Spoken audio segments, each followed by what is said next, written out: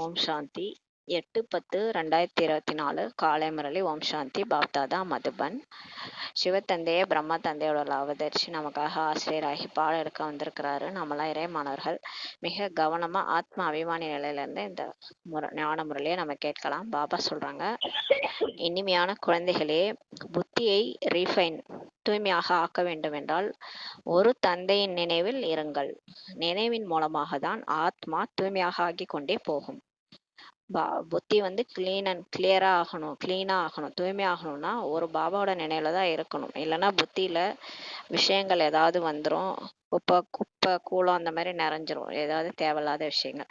ஒரு பாபா நினைவுல இருக்க இருக்க புத்தி வந்து சுத்தமா இருக்கும்னு சொல்றாரு. நினைவின் மூலமாக தான் ஆத்மா தூய்மையாக ஆகி கொண்டே போகும். பாபா நினைச்சாதான் ஆத்மா நம்ம தூய்மையாகிட்டே இருக்க முடியும்னு சொல்றாரு. கேள்வி: தற்சமயம் மனிதர்கள் தங்களது நேரம் மற்றும் பணத்தை எவ்வாறு வீணாக்கி கொண்டிருக்கிறார்கள்?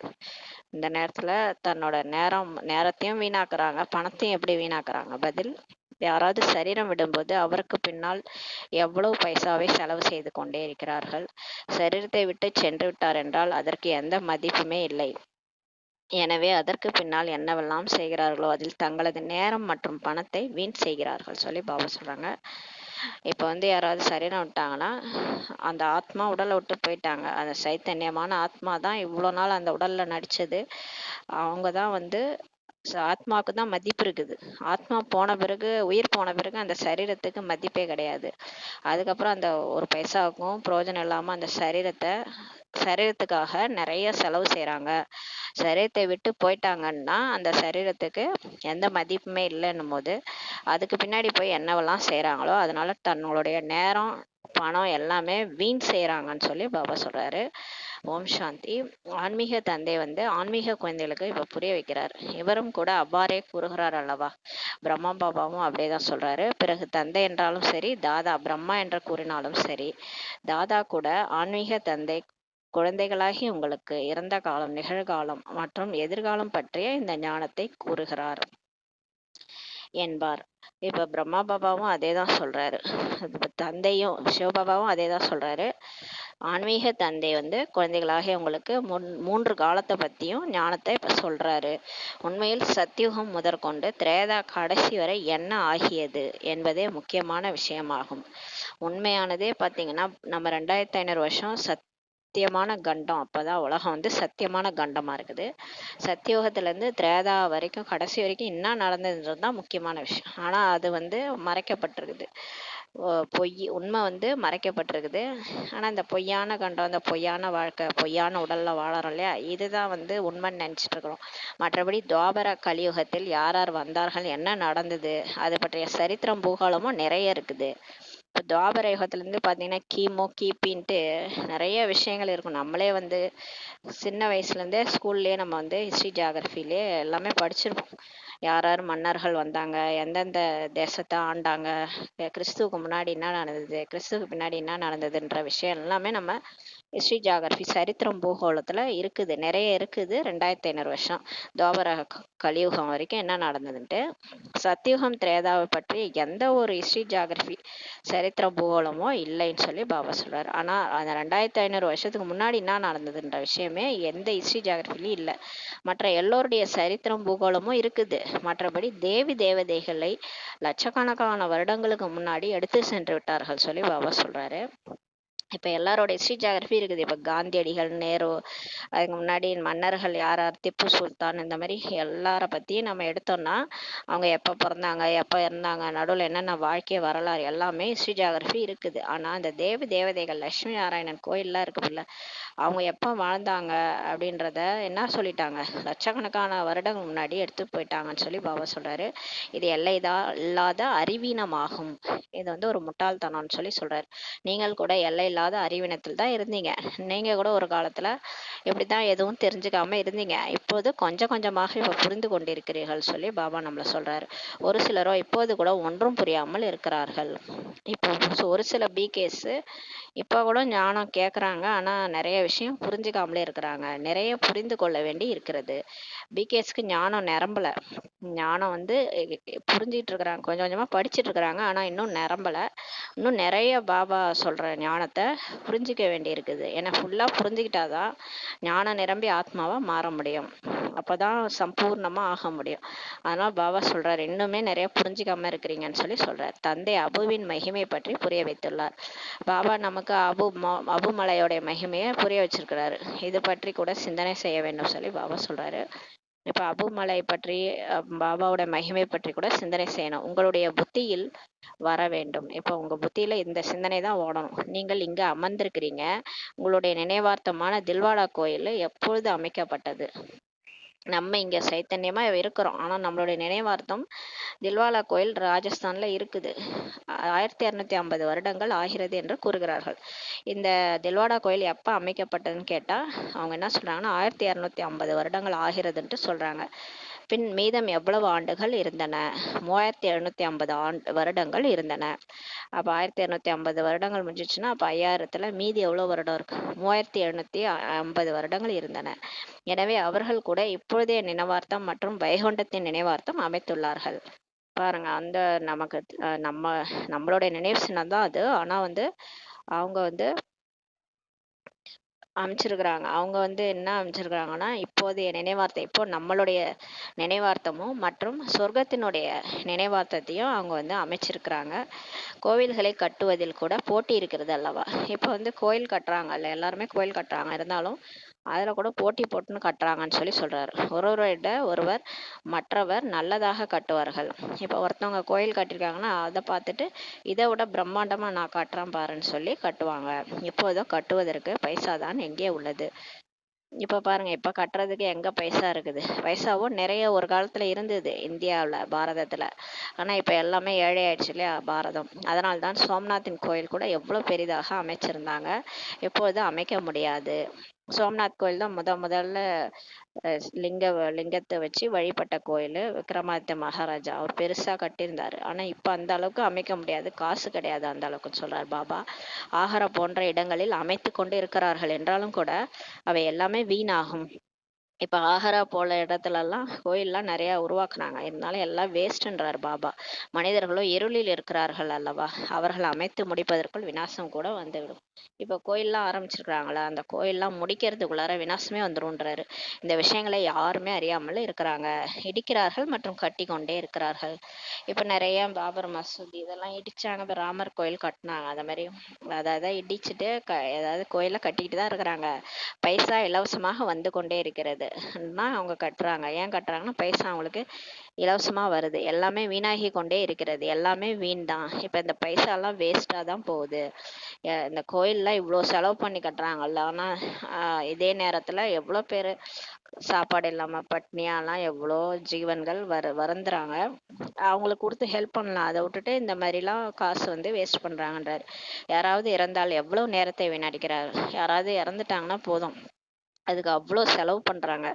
அந்த ஆத்மா தான் புனிதமானது. உயிருக்கு தான் மதிப்பு இருக்கு. அந்த உயிரே போயிடுச்சு, அந்த உடல் வேஸ்ட் தானே. அந்த உடலுக்கு அவ்வளோ செலவு பண்றாங்க, அவ்வளோ நேரத்தை வீணடிக்கிறாங்கன்னு சொல்றாரு. நாம் எதுவுமே செய்வதில்லை, ஆத்மாவோ சென்று விட்டது இல்லையா, மற்றபடி தோழினால் என்ன பயன் சொல்லி பாபா கேட்கிறாரு.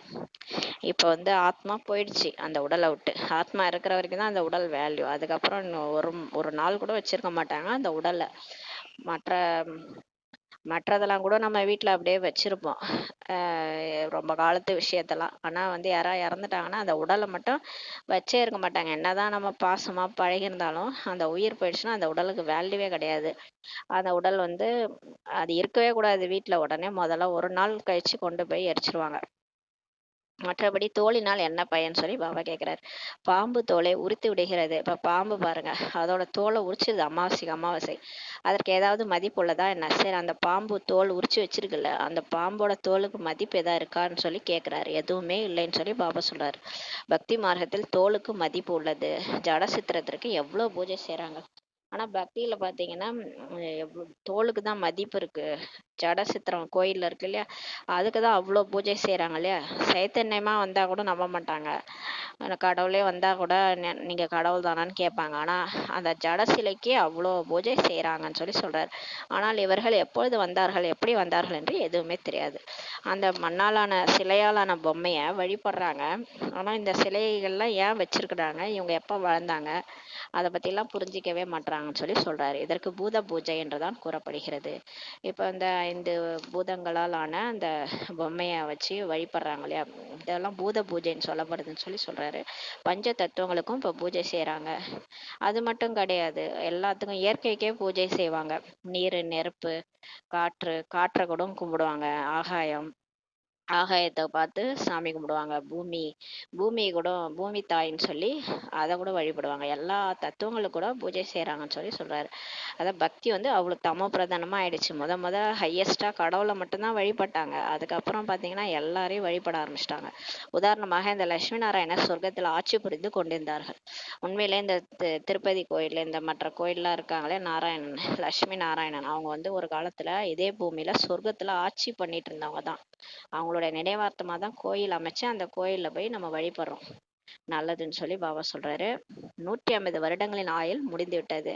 பாபா சொல்றாங்க, இப்போ வந்து 150 வருடங்கள் ஆயுள், அவங்க வந்து சொர்க்கத்துல 150 வயசு முடிஞ்சிருச்சுன்னா லட்சுமி நாராயணுக்கு அவங்க சரீரத்தை விட்டு விட்டார்கள். அவ்வளவுதான். சரீரமும் எதற்கும் பயனற்றதாக ஆகிவிட்டது. இப்போ அவங்களே லட்சுமி நாராயணனே இருக்கிறாங்களா, அவங்க வந்து 150 வயசு வரைக்கும் வாழ்வாங்க. அதுக்கப்புறம் அந்த சரீரம் பயனற்றதா ஆயிடுச்சுன்னா அதை விட்டுருவோம். அந்த ஆத்மா வந்து அந்த உடலை விட்டுடும். அதற்கு அங்க என்ன மதிப்பு இருக்கும்? அந்த சரீரத்துக்கு மதிப்பே கிடையாது. சொர்க்கத்துல கூட ஆத்மா போயிடும். ஆத்மா போய்விட்டதுன்னா அந்த சரீரத்துக்கு மதிப்பே கிடையாது.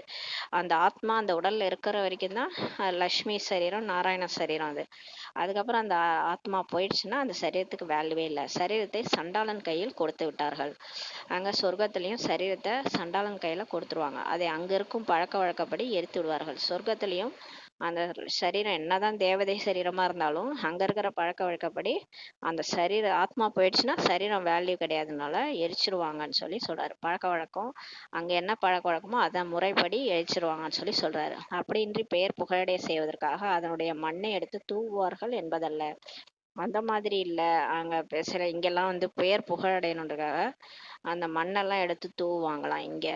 அந்த மாதிரிலாம் அங்க சொர்க்கத்துல புதைக்கிறது, மண்ணை எடுத்து தூவுறது அதெல்லாம் செய்ய மாட்டாங்க. இந்த அஸ்தி எடுத்துட்டு வர்றது, அஸ்தியை வந்து கடல்ல கரைக்கிறது, இந்த மாதிரி விஷயம்லாம் சொர்க்கத்துல இருக்காது. அங்க ஒரு முறை பழக்க வழக்கப்படி அதை எரிச்சிருவாங்கன்னு சொல்லி சொல்றாரு. இங்க எவ்வளவு செய்றார்கள். இங்க வந்து நிறைய அன்னைக்கு ஃபுல் டே அந்த 2 நாளும் சரீரத்துக்கான என்னென்னமோ சாங்கியெல்லாம் செஞ்சுட்டு அதை கொண்டு போய் எரிச்சிருவாங்க, இல்லைன்னா புதைச்சிருவாங்க. அதுக்கப்புறம் பிராமணர்களுக்கு உணவு அளிக்கிறார்கள். அதுக்கப்புறம் திவசம் 16வது நாள் அப்படின்ட்டு நிறைய சாங்கியம் வச்சிருக்கிறாங்க பக்தியில. அவங்க பிராமணர்களை கூப்பிட்டு உணவு அளிக்கிறார்கள், இது செய்கிறார்கள். அந்த மாதிரி நிறைய சாங்கியம் செய்கிறாங்க. அங்கே இது எதுவுமே இருக்காது. ஆனால் சொர்க்கத்தில் இது மாதிரி விஷயங்கள் எதுவுமே இருக்காது. ஏன்னா அங்கே அழவே மாட்டாங்க இல்லையா, அவங்களே சொல்லிட்டு போயிடுவாங்க. அந்த உடலை விட்டு எனக்கு காட்சி கிடைக்குது, நான் அடுத்த உடல் எடுக்க போறேன்ட்டு சொல்லிட்டு தான் போவாங்க. அதனால யாரும் அழமாட்டாங்க. அங்கே எந்த சாங்கியமே கிடையாது. சண்டாளன் கையில் கொடுத்துட்டு அதை கொண்டு போய் எரிச்சிருவாங்க, அவ்வளோதான். மற்றபடி யாரும் அழமாட்டாங்க. எந்த ஒரு சாங்கியமும் செய்ய மாட்டாங்க. தோலும் எதற்கும் உதவாதாக ஆகிவிடும். இந்த உடம்பு இருக்குல்ல, அந்த உடம்பு சரீரத்துல ஆத்மா போயிடுச்சுன்னா அந்த சரீரம் எதுக்குமே உதவாததா ஆயிடும். தோலை எரித்து விடுகிறார்கள். மற்றபடி படங்கள்லாம் உள்ளது. அது கூட மிக சரியான படங்கள் கிடைக்க முடியாது. நிறைய இப்போ லட்சுமி நாராயண் படங்கள்லாம் இருக்குல்ல, அது கூட சரியான படங்கள் கிடைக்காது சொல்லி சொல்றாரு. உண்மையிலே அவங்க எவ்வளோ அழகா இருந்தாங்கன்றது கிடைக்காது. இந்த ஆதி தேவனின் கல்லினுடைய விக்கிரகம் மிக சரியானதாக உள்ளதா என்ன சொல்லி பாபா கேட்குறாரு. இப்போ இந்த தில்வாடா கோயில்ல ஆதி தேவன் பிரம்மாவினுடைய விக்கிரகம் வந்து அக்யூரட்டா இருக்குதா என்னன்னு சொல்லி பாபா கேட்குறாரு. பூஜை ஆரம்பிக்கும் போது இந்த இருந்த அப்பொழுதுனுடைய கல்லினுடையது ஆகும். இது வந்து துவாபர யுகத்துல பூஜை ஆரம்பிக்கும் போது செஞ்சு வச்ச கல் சித்திரம். இது கல்லினுடைய விக்கிரகம். இது உண்மையில் என்ன இருந்ததோ அது எரிந்து முடிந்து விட்டது அல்லவா சொல்லி பாபா சொல்றாரு. உண்மையில இருந்த அந்த உடம்பு வந்து இப்போ நம்ம உருவாக்க முடியாது. காட்சியே காமிச்சா கூட அதன்படி நம்மளால சிலை உருவாக்க முடியாது. உண்மையா இருந்தது எரிஞ்சிருச்சு இல்லையான்னு சொல்லி சொல்றாரு. பிறகு பக்தி மார்க்கத்தில் இவை வெளிப்பட்டுள்ளது. அதுக்கப்புறம் பக்தி மார்க்கத்துல காட்சி கிடைக்கும். காட்சி கிடைக்கும் போது அந்த சிலை வந்து அவங்க என்ன காட்சி கிடைக்குதோ அதை ஏதோ ஓரளவுக்கு அவங்க சிலையை வடிக்கிறாங்க. இந்த விஷயங்கள் பற்றி கூட சிந்தனையோ எழுகிறது அல்லவா. இப்ப இது மாதிரி விஷயங்கள்லாம் நம்ம புத்தியில ஓடுது. அபுவின் மகிமையை நல்ல முறையில நிரூபிக்க வேண்டும். இப்ப நீங்க வந்து அபு வந்து எந்த மாதிரியான இடம், அங்க வந்து அது வந்து தீர்த்த ஸ்தலம், இறைவனே வந்திருக்கிறாரு. இறைவன் வந்து முக்தி, ஜீவன் முக்தி கொடுக்கிற இடமே அதுதான்றத நீங்க நல்ல முறையில நிரூபிக்கணும். நீங்களும் இங்கு அமர்ந்துள்ளீர்கள். இங்குதான் தந்தை முழு உலகத்தை நரகத்திலிருந்து சொர்க்கமாக ஆக்கி கொண்டுகிறார். இங்கதான் கடவுளே வந்திருக்கிறாரு மதுபனுக்கு. நம்மளும் அங்கதான் உட்கார்ந்துருக்கிறோம். இங்கதான் பாபா வந்து முழு உலகத்தையும் நரகத்துல இருந்து சொர்க்கமா ஆக்கி கொண்டிருக்கிறார் இப்போது. எனவே இதுதான் எல்லாவற்றையும் விட உயர்ந்ததிலும் உயர்ந்த தீர்த்த ஸ்தலம்னு சொல்றாரு. இப்போது இந்த அளவு பாவனை இல்லை, ஒரு சிவனிடம் மட்டும் பாவனை உள்ளது. இப்ப எல்லாருக்கும் அந்த அளவுக்கு பாவனை இல்லை, ஆனா சிவன் மேல மட்டும் பாவனை இருக்குது. எங்கு சென்றாலும் சிவனின் கோயில் அவசியம் இருக்கும். உலகம் ஃபுல்லா பாத்தீங்கன்னா தோண்டினா லிங்கம் தான் இருக்குன்னு சொல்லுவாங்க. அவசியமா சிவன் கோயில் தான் எல்லா இடத்துலயும் இருக்குன்றாரு. அமர்நாத்தில் கூட சிவனுடையது தான் உள்ளது. இப்ப அமர்நாத்ல கூட சிவனுடைய கோயில் தான் இருக்குது. சங்கரன் பார்வதி கதை சொன்னார்ன்ட்டு சொல்லிடுறாங்க. ஆனா அங்கோ கதையின் விஷயமே கிடையாது, அங்க எந்த கதையுமே கிடையாது, மனிதர்களுக்கு எதுவுமே புரியறதில்ல சொல்றாரு. இப்போது உங்களுக்கு அறிவு வந்துள்ளது, இதற்கு முன்பு தெரிந்திருந்ததா என்னன்னு சொல்றாரு. இப்ப அமர்நாத்ன்றது சிவன் தான், நம்மள பார்வதிலாம் நம்ம தான், ஆத்மா தான் பார்வதி. பார்வதிக்கு வந்து அமர கதையை சொல்றாரு. அமரன்னா ஆத்மா அழிவற்ற கதை. நீங்களாம் அழியாதவங்க, நீங்க அழிய மாட்டீங்க, அந்த உடல் தான் அழிஞ்சிரும். என்னைக்குமே அழிவு இல்லாதவங்க ஆத்மா. நீங்க இந்த உடலை விட்டு போயிருவீங்க, அந்த உடல் வந்து உடல் உணர்வையும் விட்டுருவீங்க, உடலையும் விட்டுடுவீங்க, அந்த உடலை எரிச்சிருவாங்க. நீங்க ஆத்மா பறந்து வந்துடுவீங்க, அந்த உடலுக்கு என்ன ஆனாலும் உங்களுக்கு தெரியாதுன்னு சொல்றாரு. உண்மையிலே நீங்கெல்லாம் ஆத்மா அடிவற்றவங்கன்றத பாபா வந்து சொல்றாரு. அதுதான் சங்கரர் பார்வதிக்கு கதை கூறினார்னு சொல்றாங்க. ஆனா உண்மையிலே அது கதை கிடையாது, கதையின் விஷயமே கிடையாது. உண்மை அது. ஆத்மா அமரன்றத புரிய வைக்கிற கதை அது. மனிதர்களுக்கு எதுவுமே புரியல, இப்பதான் உங்களுக்கு அறிவு கிடைச்சிருக்குன்றாரு. இதுக்கு முன்பு நமக்கு தெரியல. இப்போது பாபா அபுவை எவ்வளவு மகிமை செய்கிறார். எல்லா தீர்த்தங்களிலும் இது மகான் தீர்த்தமாகும் பாபா சொல்றாரு. பாபா நிறையவே புரிய வைக்கிறார். ஆனால் நெருங்கிய ஈடுபடுகின்ற குழந்தைகளின் புத்தியில் பதிந்தால் தானே சொல்றார். பாருங்களேன், பாபா நிறையவே ஞானம் வந்து முரளியில சொல்றாராம். இருந்தாலும் ரொம்ப ஈடுபடுற நெருங்கிய குழந்தைகள் புத்தியில கூட பதிய மாட்டுதுன்னு சொல்றாரு. அந்த அளவுக்கு தேக அபிமானத்துல இருக்கிறாங்க. இன்னும் மாறல யாருன்றாரு. இப்பொழுதோ தேக அபிமானம் நிறையவே இருக்குதுன்றாரு எல்லாருக்குள்ளாரையும். ஏன்னா முரளி வந்து அந்த அளவுக்கு சிந்தனை பண்றதே இல்லை. பாபா கிட்ட புத்தியும் போக மாட்டேது, முரளியும் சிந்தனை அந்த அளவுக்கு பண்றது இல்லை. நிறைய புரிய வைக்கிறாரு, இருந்தாலும் அந்த நிச்சய புத்தி அதிகமா இல்லை யார்ட்டையும். ஞானமும் மிகவுமே நிறைய வேண்டும். பாபா சொல்றாரு, இப்ப இருக்கிற ஞானம் எல்லாம் பத்தாது, நிறைய வேண்டும்ன்றாரு. மிகவுமே தூய்மை வர வேண்டியுள்ளது. இன்னுமே தூய்மை ஆகல ஆத்மா, எதுவுமே யாருமே இன்னும் பிகேஸ் தூய்மை ஆகல. இன்னுமே மிகவுமே தூய்மை வர வேண்டியுள்ளது. ஏன்னா முழு உலகத்தையும் சொர்க்கமா மாத்துறதுன்னா சாதாரண காரியமே கிடையாது இல்லையா. முழு உலகமும் அந்த 33 டிகிரி சாஞ்சது இல்லையா. இப்ப திரும்ப அதை ஸ்ட்ரெயிட் ஆக்கணும் அப்படின்னா அந்த அளவுக்கு தூய்மை சக்தி தேவை. தேவதைகள் ஆரம்பத்துல எப்படி தூய்மையா இருந்தாங்களோ அந்த அளவுக்கு தூய்மை சக்தி மீண்டும் வேணும். அப்ப வந்து தூய்மை ஒண்ணுமே வர வேண்டி உள்ளதுன்றாரு. ஞானமும் கம்மியா இருக்குதுன்றாரு.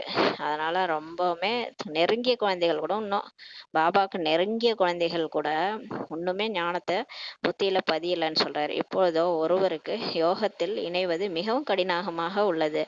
இப்ப எல்லாருக்குமே எப்படின்னா பாபா நினைவுல இருக்கிறது ரொம்ப கஷ்டமா இருக்குது. ரொம்ப கஷ்டப்பட்டு பாபாவை நினைக்க வேண்டியதா இருக்குன்னு சொல்றாரு. பாபாவே சொல்றாரு, யோகத்துடன் கூடவே ஞானமும் வேண்டும். அப்படி கிடையாது, நான் மட்டும் பாபா மட்டும் நினச்சிக்கிறேன், எனக்கு முரளிலாம் வேணாம் அப்படிலாம் சொல்ல முடியாது. ஞானமும் வேண்டும். ஏன்னா ஞானத்துல தான் பாபா வந்து நிறைய யுக்திகள் சொல்றாரு. எப்படி எப்படி எல்லாரையும் கையாளணும், எப்படி இருக்கணும், எது ஸ்ரீமத்து, எது வந்து நன்மை செய்யக்கூடியது, எது தீமை செய்யக்கூடியது, கரெக்டான பாதை, இது ஈஸ்வரனோட வழிய முரளியில தான் சொல்லிட்டு இருக்கிறாரு. ஞானமும் வேண்டும் சொல்றாரு. யோகா மட்டும் போதாது, ஞானமும் வேண்டும். அப்படின்ற யோகத்தில் மட்டுமே இருப்பது என்பதல்ல. இல்லை, நான் சில பேர் அப்படியே முரளியெல்லாம் கேட்க மாட்டாங்க. எனக்கு வந்து பாபாவே டச் பண்ணுவார், எனக்கு எல்லாமே பாபா அவரே சொல்லிடுவார், முரளியில் இருக்கிறதா எனக்கு சொல்லினே இருக்கிறாருன்னு சொல்லுவாங்க. அந்த மாதிரிலாம் இருக்கக்கூடாது. நம்ம முரளியும் படிக்கணும், யோகாவும் செய்யணும், ரெண்டுமே பண்ணணும். யோகத்தில் ஞானம் அவசியம் வேண்டும் பாபா சொல்கிறாரு. நீங்கள் யோகாவும் பண்ணுங்க, கூடவே யோகத்துலேயும் ஞானம் இருக்கணும் பாபா சொல்கிறாரு. டில்லியில் ஞான விஞ்ஞான பவன்ற பெயர் கூட வச்சிருக்கிறாங்க. ஆனால் அதன் பொருள் என்னன்றதே அவங்களுக்கு புரிந்துள்ளார்களா என்ன? நிறைய அந்த பேர் இன்ஸ்டிடியூஷன் பேர்லாம் வைப்பாங்க, ஆனா அந்த பேர் உண்மையான அர்த்தம் என்னன்னே தெரியாம வச்சிருக்காங்கன்றார். ஞானம் விஞ்ஞானம் ஒரு நொடியினுடையது ஆகும் பாபா சொல்றாரு. உண்மையிலே ஞானம் அடையிறது, யாருக்கா இருந்தாலும் ஞானம் புரியறது ஒரு செகண்ட்ல புரிஞ்சிடும்னு சொல்லி சொல்றாரு. புத்தி பூட்டு தான் க்ளோஸ் ஆயிருக்கு. இவர் பாபா ஓபன் பண்ணிடுவாரு. ஞானம் அந்த யார் மூலமா எப்ப ஞானம் அவங்களுக்கு கேட்கறாங்களோ ஒரு செகண்ட்ல புரிஞ்சுக்குவாங்க. தான் ஆத்மான்றத ஒரு செகண்ட்ல புரிஞ்சுட்டு கடவுளையும் புரிஞ்சுக்குவாங்க. அப்போ ஒரு நொடியினுடையது தான் ஞானம் விஞ்ஞானம் சொல்லி சொல்றாரு. சாந்தி தாமம் சுகதாமம், ஆனால் மனிதர்களிடம் சிறிதளவும் கூட புத்தியே இல்லைன்னு சொல்லி சொல்றாரு. பாருங்க, ஞானம் ஒரு நொடி தான். பரந்தாமம் சொர்க்கம் அவ்வளவுதான். நான் ஆத்மா, பாபா என்னுடைய அப்பா பரமாத்மா, அவரு அவர் பரந்தாமத்துல நாங்க இருக்கிறோம். பாபா என்ன சொர்க்கத்துக்கு கூட்டு போறாரு. இதுல என்ன உங்களுக்கு கஷ்டம் இருக்கு? ஆனா மனுஷங்கள்ட்ட கொஞ்ச அளவுக்கு கூட புத்தியே இல்லைன்னு சொல்லி சொல்றாரு. பொருளை புரிந்துள்ளார்களா என்ன? எதையும் புரிஞ்சுக்க மாட்டாங்கன்றாரு. சின்மயானந்தர் ஆகிய எவ்வளவு பெரிய பெரிய சன்னியாசிகள்லாம் இருக்கிறாங்க இல்லையா, கதையெல்லாம் அவங்க சொல்றாங்க. அவர்களுக்கு எவ்வளவு ஏராளமான சீடர்கள் உள்ளார்கள். எல்லோரையும் விட ஜகத்தின் உலகத்தின் குருவோ ஒரே ஒரு தந்தை ஆவார். இப்ப அந்த மாதிரி குருக்கெல்லாம் இருக்கிறாங்களே, அவங்களுக்குலாம் நிறைய சீடர்கள் இருக்கிறாங்க உலகத்துல. ஆனா எல்லாரை விட ஜகத்குரு யாரு தெரியுமா? ஒரே ஒரு தந்தை சிவன் தான். அவரு தான் ஜகத்குரு. தந்தை மற்றும் ஆசிரியரை விட குரு பெரியவராக இருப்பார் அல்லவா? இப்ப தந்தையை விடங்க அப்பா, ஆசிரியரும் வேற. ஆனா அவரை விட பெரியவர் குரு தானே. குருவுக்கு தனி மரியாதை கொடுக்கணும்ல. ஒரு பெண் ஒருபொழுதும் இரண்டாவது கணவனை ஏற்க மாட்டாள். பெண்ணுன்றவங்க ஒரு கணவன் தான் கல்யாணம் பண்ணிட்டா பதிவிரதைன்னு சொல்லி சொல்லுவாங்க. ஒரு ரெண்டாவது கணவனை ஏற்கவே மாட்டாங்க. அதே மாதிரிதான் குருவும் கூட இன்னொருவரை ஏற்கவே கூடாதுன்னு சொல்லி சொல்றாரு. நீங்க எப்படி ஒரு பெண் கணவனை இன்னொரு கணவனை ஏற்கிறது இல்லையா, அந்த மாதிரி நீங்க ஒரு குருவை ஏத்துக்கிட்டீங்கன்னா இன்னொரு குரு நீங்க ஏற்கவே கூடாது. இப்ப சத்குரு நமக்கு சிவனே கிடைச்சிட்டாரு. நீங்க போய் வேற யாரையுமே குருவா ஏத்துக்க கூடாதுன்னு சொல்லி சொல்றாரு. இன்னொருவரை ஏற்கக்கூடாது. ஒரு குருவை ஏற்றுக்கொண்டீர்கள், அவர்தான் சத்கதி அளிக்க வேண்டும் என்றால் பிறகு மற்ற குருக்கள் எதற்காகன்னு சொல்லி பாபா கேக்குறாரு. நல்லா தானே கேக்குறாரு. பிகே ஆயிட்டு பாபாவை புரிஞ்சுக்கிட்டீங்க, அவர் தான் குருன்னு தெரிஞ்சுக்கிட்டீங்க. பிகே ஆன பிறகும் வேற குருக்கள்கிட்ட எதுக்கு போறீங்கன்னு சொல்லி கேக்குறாரு. சத்குருவோ ஒரே ஒரு எல்லை இல்லாத தந்தை ஆவார். சத்தியமான குரு சிவன், அவர் தான் உண்மையானவர். அவர் தான் எல்லை இல்லாத அப்பாவா இருக்கிறார். அனைவருக்கும் சத்கதி கொடுக்கவர் கூட அவர் தான். அவர்கிட்டயே நம்ம இப்போ ஹோல்சேல் கடைக்கே வந்துட்டோம். அப்புறம் எதுக்கு நடுவுல அங்க ஹோல்சேல்ல இருந்து வாங்கி கொடுக்குற சாதாரண ஷாப்புக்கு போய் நம்ம எதுக்கு வாங்கணும்? டீலர்கிட்ட டீலரே கிடைச்சிட்டாங்கன்னும் போது எதுக்கு நம்ம வந்து தனித்தனியா அங்கங்க ஒரு ஒரு இந்த சாதாரண 10 ரூபா கடை 1 ரூபா கடை அந்த மாதிரி தனித்தனி கடைக்கு எதுக்கு நம்ம போனோம்? நம்ம ஹோல்சேல் கடை ஹோல்சேல் டீலரே நம்ம கிடைச்சிட்டாரு, அவரே கொடுக்குறாருன்னும் போது நீங்க எதுக்கு மத்தவங்கள்ட்ட போறீங்கன்னு சொல்லி கேக்குறாரு. நான் தான் எல்லாருக்கும் சத்கதி கொடுக்க போறேன், என்னையே அடைஞ்சிட்டீங்க, அப்புறம் எதுக்கு மத்தவங்கள்ட்ட இன்னும் ஓடிட்டு இருக்கீங்கன்னு சொல்லி கேக்குறாரு. ஆனால் இந்த விஷயங்களை நிறைய பேர் முற்றிலுமே புரிந்து கொள்வதில்லை. இது வந்து பாபா ஏதாவது 2 நாளா பார்த்துட்டாரு பொழுது. வயசான மாதாஸை பத்தி நேத்து சொன்னாரு. இன்னைக்கு வந்து நிறைய பேர் இங்க வந்துட்டும் வேற வேற குரு கிட்ட போறாங்கன்னு நினைக்கிறேன். அதனால பாபா சொல்றாரு, இந்த விஷயங்களை நிறைய பேர் முற்றிலும் புரிந்து கொள்வதில்லை சொல்லி சொல்றாரு. இது ராஜதானி ஸ்தாபனை ஆகி கொண்டிருக்கிறது. இப்ப பாபா கடவுளே வந்திருக்கிறாரு, புது உலகத்துல ராஜதானிய ஸ்தாபனை பண்ணிட்டு இருக்கிறாரு. இந்த உலகம் முடிஞ்ச உடனே அடுத்து சத்தியுகம் வரப்போகுது. சத்தியுகத்துல ராஜா ராணி தேவை. ராஜா ராணி ராஜ்யம் ஆள்வாங்க, அங்க பிரஜைகளும் வருவாங்க. அதனால இங்க வந்து அவரு கடவுளே அவன் அருளால் அவன் தாள் வணங்கின்ற மாதிரி எல்லாரையும் செலக்ட் பண்ணி ஞானத்தை கொடுக்குறாரு. ஞானத்தை கொடுத்து ஒவ்வொருத்தரையும் வரிசைக்கிரமா உருவாக்கிட்டு இருக்கிறாரு. அங்க யார் ராஜா ராணின்றதெல்லாம் அவருக்கு தான் தெரியும். அங்க வந்து அவர் ஒரு ஸ்தாபனையே இங்க நடந்துட்டு இருக்குன்றாரு. எனவே வரிசைக்கிரமாக இருப்பார்கள் அல்லவா என்று தந்தை புரிய வைக்கிறார். இங்க ஸ்தாபனை நடக்குதுன்னா கண்டிப்பா ராஜா ராணி பிரஜைகள் வேலைக்காரன்ட்டு எல்லாருமே இருப்பாங்க இல்லையா? ஒரு சிலரோ சிறிதளவு கூட புரிந்து கொள்ள முடியாமல் உள்ளார்கள். இப்ப பாபா எவ்வளவுதான் முரளியில புரிய வச்சாலும் ஞானம் கொஞ்சம் கூட புரிஞ்சிக்காதவங்க கூட இருக்கிறாங்கன்றாரு. நாடகத்தில் அவர்களது பாகமே அவ்வாறு தான் உள்ளது. இப்ப டிராமா படி அவங்க புரிஞ்சிக்க முடியாது, அந்த மாதிரி அவங்களுக்கு அந்த அளவுக்கு புரியுற தன்மை இல்லை, அந்த மாதிரி இருக்குது டிராமாலன்னு சொல்லி சொல்றாரு. அவங்க பார்ட்டே அப்படிதான்றாரு. ஆசிரியராலோ புரிந்து கொள்ள முடியும். இப்ப டீச்சர் புரிஞ்சுக்குவாங்கல்ல, இந்த ஸ்டூடெண்ட் இந்த ஸ்டூடெண்ட் நல்லா பிரைட்டா இருக்கு, இந்த ஸ்டூடெண்ட் நல்லா ஃபர்ஸ்ட் மார்க் எடுப்பான்னு சொல்லுவாங்க இல்லையா, அந்த மாதிரி இருக்கிறாங்கன்றாரு. எந்த சரீரத்தின் மூலம் புரிய வைக்கிறாரோ அவருக்கும் தெரிந்திருக்க கூடும். இப்ப பாபா வந்து அவரே தானா வந்து புரிய வைக்க முடியாது. இப்ப பிரம்மா உடல்ல வந்து புரிய வைக்கிறாரு. இப்ப நிறைய டீச்சர்ஸ்லாம் கூட அவர் செலக்ட் பண்ணியிருக்கிறாரு, நிமித்தமா வச்சு அவங்க மூலமா தான் புரிய வைக்கிறாரு. சில டைம்ல அவங்க உடல்ல அவரே வந்து கூட புரிய வச்சுட்டு போவாரு. அவருக்கும் தெரியும், பாபாவுக்கும் தெரியும், சிவபாபாவுக்கும் தெரியும். யார் புரிய வைக்கிறாங்களோ அவங்களுக்கும் தெரிந்திருக்க கூடும் சொல்லி சொல்றாரு. இதுவோ வெள்ளத்திற்கும் தெரியும், அந்த வெள்ளம் இருக்கும் கோணி பைக்கும் தெரியும் சொல்லி சொல்றாரு. இப்போ யார் யார் நல்ல முயற்சி பண்றாங்க, யார் யார் ஞானத்தை நிச்சய புத்தியோட கேட்குறாங்க, யார் சிவபாபாவை உண்மையா நம்புறாங்க, யார் யார் நம்பாம பாதி புரிஞ்சிட்டு இருக்கிறாங்க, பாதி புரியாம, பாதி பக்தி செஞ்சுக்கிட்டு பாதி ஞானத்தையும் கேட்டுக்கிட்டு இருக்கிறாங்க. இது எல்லாமே வந்து பாபாவுக்கும் தெரியும், புரிய வைக்கிறாங்களா அவங்களுக்கும் தெரியும்னு சொல்லி சொல்றாரு. அதான் வந்து வெள்ளத்துக்கும் தெரியும், அந்த வெள்ளம் இருக்கும் கோணி பைக்கும் தெரியும்னு சொல்லி சொல்றாரு. பிரம்மா பாபாவுக்கும் தெரியும், சிவபாபாவுக்கும் தெரியும். வெள்ளம் என்ற சிவபாபாவுக்கு தான் கூறப்படுகிறது. வெள்ளம்ன்றது சிவபாபாவை சொல்றோம். அப்ப வெள்ளம் இருக்கிற பை வந்து அந்த சரீரம், எந்த சரீரத்துல வராரோ அந்த சரீரம். பிரம்மா பாபாவுக்கும் தெரியும், சிவபாபாவுக்கும் தெரியும். தெரியாதுன்னெலாம் கிடையாது. யார் யார் எவ்வளோ முயற்சி பண்ணுறாங்க, யார் யாருக்கு நிச்சய புத்தி இருக்குது, யார் யார் வந்து ஒரு அடியில் பலி ஆகுறாங்க. பலி ஆகிறது வந்து அப்படியே எப்படி பிரம்மா பாபா பலியானார், முற்றிலும் அப்படியே டக்குன்னு எல்லாத்தையும் உடல் மனம் பொருள்ன்ட்டு பலியாகிறவங்க யார், யார் யார் வந்து நம்பாமல் நிச்சய புத்தி இல்லாமல் சந்தேக புத்தியில் போகிறவங்களும் இருக்கிறாங்க. சிலர் இருந்துக்கிட்டும் டிசர்வீஸ் பண்ணுறவங்களும் இருக்கிறாங்க. எல்லாரை பற்றியும் பாபாவுக்கு வந்து தெரியும்னு சொல்லி சொல்கிறார். அவர் அனைவருடைய நிலைகள் பற்றியும் அறிந்துள்ளார். பாபா எல்லாருடைய நிலை பற்றியும் புரிஞ்சுக்கிறார். யார் எவ்வாறு படிக்கிறார்கள், எவ்வளவு சேவை செய்கிறார்கள் என்பதை ஒவ்வொருவருடைய படிப்பின் மூலமாக புரிந்து கொள்ள முடியும் சொல்லி பாபா சொல்கிறார். இப்போ யார் வந்து எந்த மாதிரி படிக்கிறாங்க, முரளியை வந்து எவ்வளோ படிக்கிறாங்களோ, அப்புறம் எவ்வளோ சேவை செய்கிறாங்களோ, இது வந்து எல்லாரையும் வந்து பாபா எப்படி புரிஞ்சுக்குவாருன்னா அவங்க எப்படி படிக்கிறாங்களோ அதன் மூலமாக தான் புரிஞ்சுக்க முடியும். இப்போ சிலர் வந்து முரளியே எடுக்கவே மாட்டாங்க, வாங்கி புக்கு வந்து ஒரு ஓரமாக கிடக்கும் வீட்டில். அவங்களாம் அப்புறம் என்ன அவங்க வந்து சேவை செய்வாங்க, சேவையே செய்ய மாட்டாங்க, படிக்கவும் மாட்டாங்க இல்லையா. சிலர் வந்து நல்லா படிப்பாங்க, ஆனால் ஒரு தடவை தான் படிப்பாங்க, ஒரு நாள் முழுதும் அதை சிந்தனை பண்ண மாட்டாங்க, அந்த மாதிரி இருப்பாங்க. சிலர் வந்து படிக்கவே மாட்டாங்க, அது வேற விஷயம். அந்த மாதிரி விதவிதமான சிலர் வந்து நல்லா தாரணை பண்ணி அதை மற்றவங்களுக்கும் சொல்லுவாங்க. அந்த மாதிரி யார் எந்த மாதிரி படிக்கிறாங்கன்றத பாபா வந்து தெரிஞ்சுக்க முடியும்னு சொல்லி சொல்றாரு. படிப்பு மூலமாகவே தெரிஞ்சுக்க முடியும்னு சொல்லி சொல்றாரு. எந்த அளவு பாபாவின் சேவையில் வாழ்க்கையை பயனுள்ளதாக ஆக்குகிறார்கள்ன்றதும் பாபா பார்க்குறாரு. அப்படின்றி இந்த பிரம்மா வீடு வாசலை விட்டார், எனவே லட்சுமி நாராயணன் ஆகிறார் என்பதல்ல. அப்படி கிடையாது. பிரம்மா பாபா வந்து வீடு வாசலை விட்டார் இல்லையா, அதனால தான் அவர் லட்சுமி நாராயணர் ஆனாரு. ஆனால் நாங்களாம் விடலை, நாங்கள் வீடு வாசல்ல இருக்கிறோம், அதனால எங்களால் ஆக முடியாது, லட்சுமி நாராயணன் ஆக முடியாது அப்படிலாம் கிடையாது சொல்லி பாபா சொல்றாரு.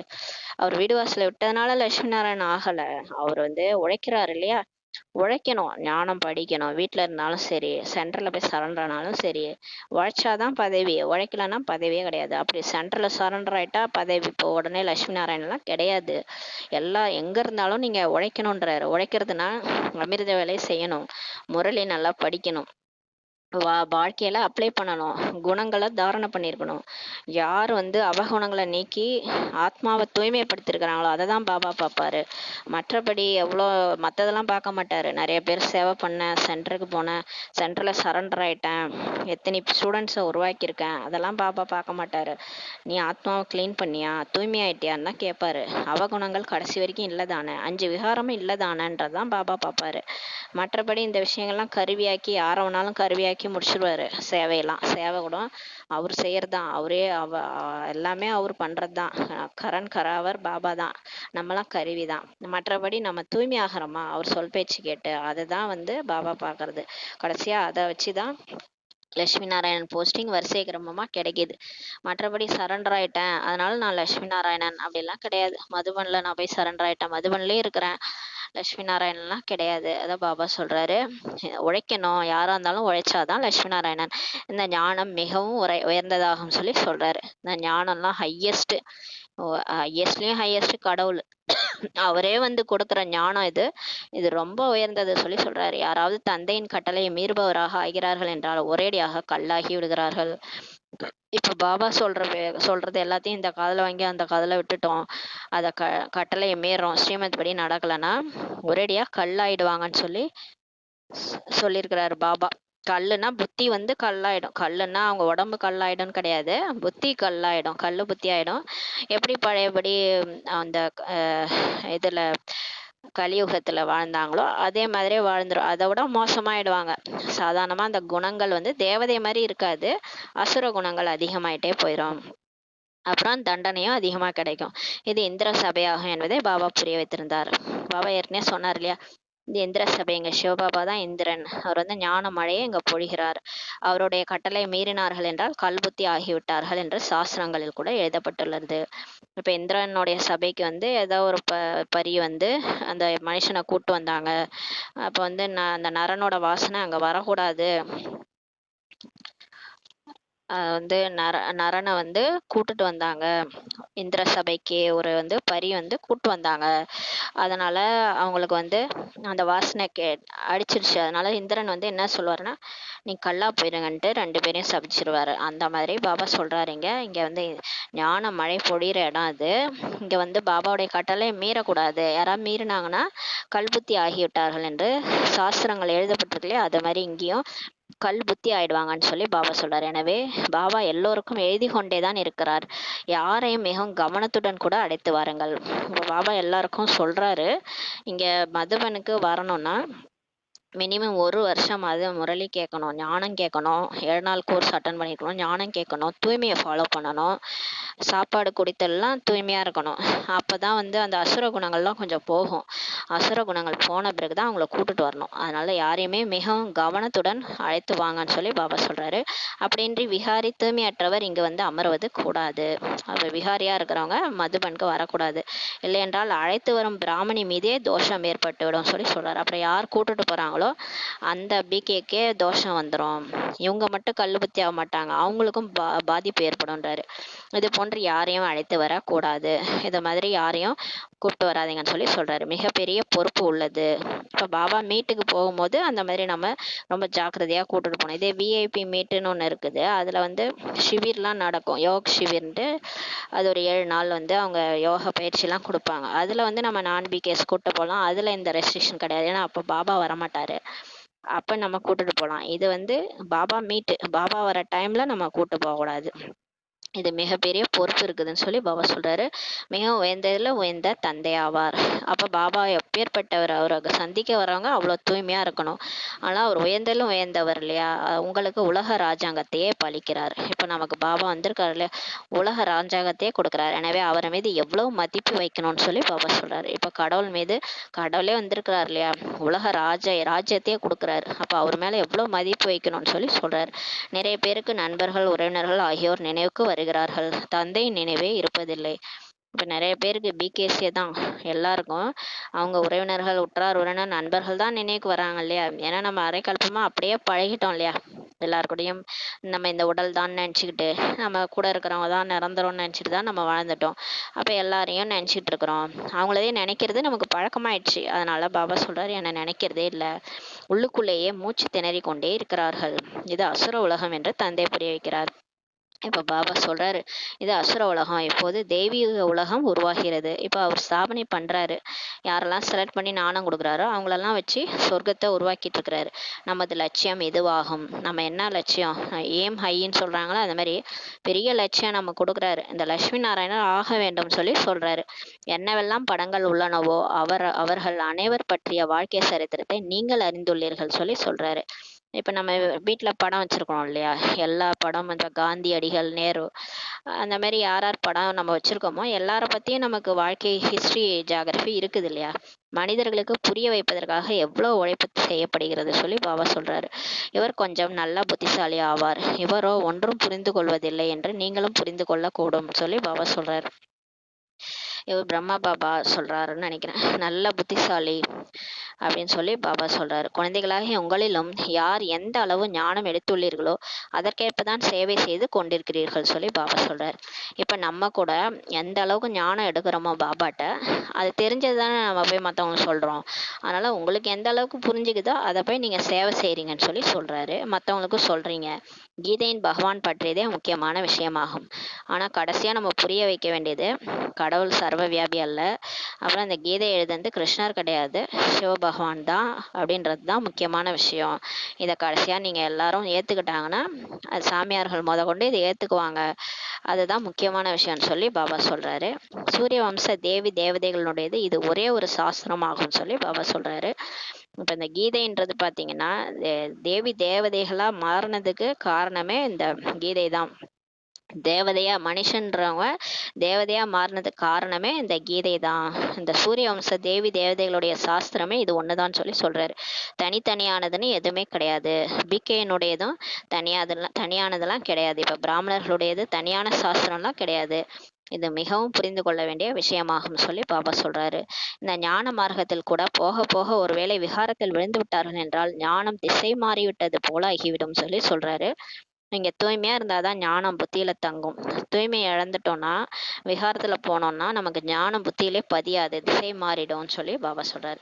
மிகவும் நல்லவர்கள் போய் விகாரி ஆனார்கள், பின் கல் புத்தியினர் ஆகிவிட்டார்கள் சொல்லி சொல்றாரு. ஆரம்ப காலத்துல இருந்து எல்லாருமே தான் பாபா குழந்தை ஆகுறாங்க. ஏன்னா பக்தி நல்லா செஞ்சவங்க, அதுக்கப்புறம் பாபா ரொம்ப தேடினவங்க, கடவுளை தேடி தேடி அலைஞ்சவங்க பிகே ஆகுறாங்க. நல்ல குழந்தைகள் தான். ஆனா அவங்கள மாயா சொல்றாருல, மாயா மூக்க பிடிச்சது, அந்த மாதிரி விகாரி ஆயிட்டாங்கன்னா பின்னாடி அவங்க கல்புத்தி ஆயிடுறாங்கன்னு சொல்லி சொல்றாரு. இதில் மிகவும் அறிவு வேண்டும் சொல்லி பாபா சொல்றாரு.